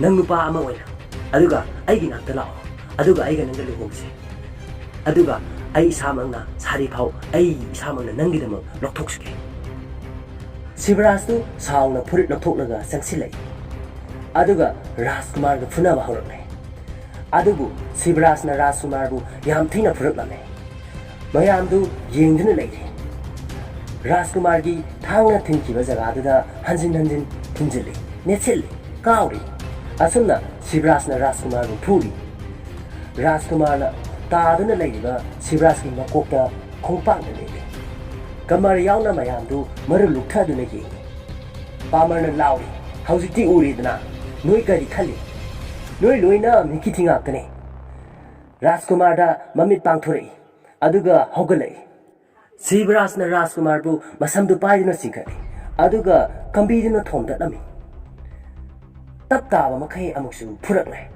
ꯑꯁꯨꯝ ꯐꯨꯔꯛꯄꯗꯨꯅ ꯀꯝꯕꯤꯅ ꯑꯃꯨꯛꯁꯨ ꯊꯣꯝꯃꯤ ꯍꯟꯗꯛꯇꯤ ꯔꯥꯖꯀꯨꯃꯥꯔꯅ ꯀꯝꯕꯤꯗꯨ ꯇꯥꯞ ꯐꯥꯏ ꯑꯗꯨꯒ ꯁꯤꯕꯔꯥꯖꯄꯨ ꯀꯤꯟꯅ ꯊꯤꯜꯂꯤ ꯁꯤꯕꯔꯥꯖ ꯇꯟꯗꯟ ꯄꯥꯏ ꯑꯁꯨꯝ ꯐꯨꯕ ꯍꯧꯔꯛꯂꯦ ꯑꯁꯨꯝꯅ ꯁꯤꯕꯔꯥꯖꯄꯨ ꯔꯥꯖꯀꯨꯃꯥꯔꯅ ꯊꯤꯅ ꯐꯨꯔꯛꯂꯝꯃꯤ ꯑꯁꯨꯝ ꯐꯨꯅꯔꯛꯄꯅ ꯍꯟꯗꯛꯃꯨꯛꯁꯨ ꯔꯥꯖꯀꯨꯃꯥꯔꯕꯨ ꯁꯤꯕꯔꯥꯖꯅ ꯐꯨꯕ ꯍꯧꯔꯛꯂꯝꯃꯤ ꯔꯥꯖꯀꯨꯃꯥꯔꯗꯨ ꯑꯣꯟꯈꯠꯂꯛꯇꯨꯅ ꯁꯤꯕꯔꯥꯖꯀꯤ ꯃꯈꯧꯔꯤꯗ ꯀꯤꯟꯅ ꯊꯤꯜꯂꯤ ꯑꯁꯨꯝꯅ ꯁꯤꯕꯔꯥꯖꯀꯤ ꯑꯔꯣꯏꯕ ꯍꯥꯏꯕꯗꯨ ꯑꯣꯏꯈ꯭ꯔꯦ ꯇꯀꯥꯅ ꯈꯨꯕꯥꯛ ꯈꯨꯔꯛꯏ ꯒꯨꯗ ꯖꯣꯕ ꯔꯥꯖꯀꯨꯃꯥꯔ ꯒꯨꯗ ꯖꯣꯕ ꯊꯣꯛꯈꯤꯕ ꯄꯨꯝꯕ ꯀꯥꯎꯈ꯭ꯔꯣ ꯃꯗꯣ ꯍꯧꯈ꯭ꯔꯦ ꯄꯥꯔꯁꯣꯅꯦꯜ ꯅꯨꯡꯉꯥꯏꯅꯗꯕ ꯑꯃꯠꯇ ꯊꯝꯂꯔꯣꯏꯁꯤ ꯍꯧꯖꯤꯛꯇꯤ ꯄꯨꯝꯅꯃꯛ ꯕꯤꯖꯤꯅꯦꯁꯅꯤ ꯑꯩ ꯈꯪꯉꯦ ꯅꯪꯅ ꯁꯛꯁꯦꯁ ꯑꯗꯨꯃꯛ ꯑꯣꯏꯒꯅꯤ ꯍꯥꯏꯕ ꯑꯩ ꯍꯧꯖꯤꯛꯇꯤ ꯅꯪꯒ ꯄꯨꯟꯕ ꯍꯥꯏꯕꯒ ꯅꯪꯗꯦ ꯇꯟꯖꯥꯗꯨꯗ ꯔꯥꯖꯀꯨꯃꯥꯔꯅ ꯃꯆꯤꯟ ꯇꯨꯝꯕ ꯑꯃꯅ ꯂꯪꯁꯤꯜꯂꯛꯇꯨꯅ ꯇꯀꯥꯁꯨ ꯍꯥꯠꯈ꯭ꯔꯦ ꯇꯨꯃꯤꯟꯅ ꯂꯩꯌꯣ ꯅꯠꯇ꯭ꯔꯕꯗꯤ ꯑꯩꯅ ꯚꯥꯏꯑꯣꯂꯦꯟ ꯊꯣꯛꯍꯟꯒꯅꯤ ꯑꯁꯨꯝꯅ ꯃꯌꯥꯝꯗꯨ ꯍꯔꯥꯎꯅꯔꯤ ꯆꯟꯗꯥ ꯆꯦꯟꯁꯤꯜꯂꯛꯇꯨꯅ ꯔꯥꯖꯀꯨꯃꯥꯔꯕꯨ ꯀꯣꯟꯁꯤꯜꯂꯦ ꯑꯁꯨꯝꯅ ꯃꯌꯥꯝꯅ ꯄꯥꯃꯔꯕꯨ ꯆꯝꯁꯤꯟꯗꯨꯅ ꯐꯨꯕ ꯍꯧꯔꯛꯂꯝꯃꯤ ꯑꯁꯨꯝꯅ ꯃꯈꯣꯏ ꯑꯅꯤ ꯊꯨꯡꯅꯗꯨꯅ ꯐꯤꯂꯝ ꯑꯁꯤꯒꯤꯁꯨ ꯑꯔꯣꯏꯕ ꯑꯣꯏꯈꯤꯔꯝꯃꯤ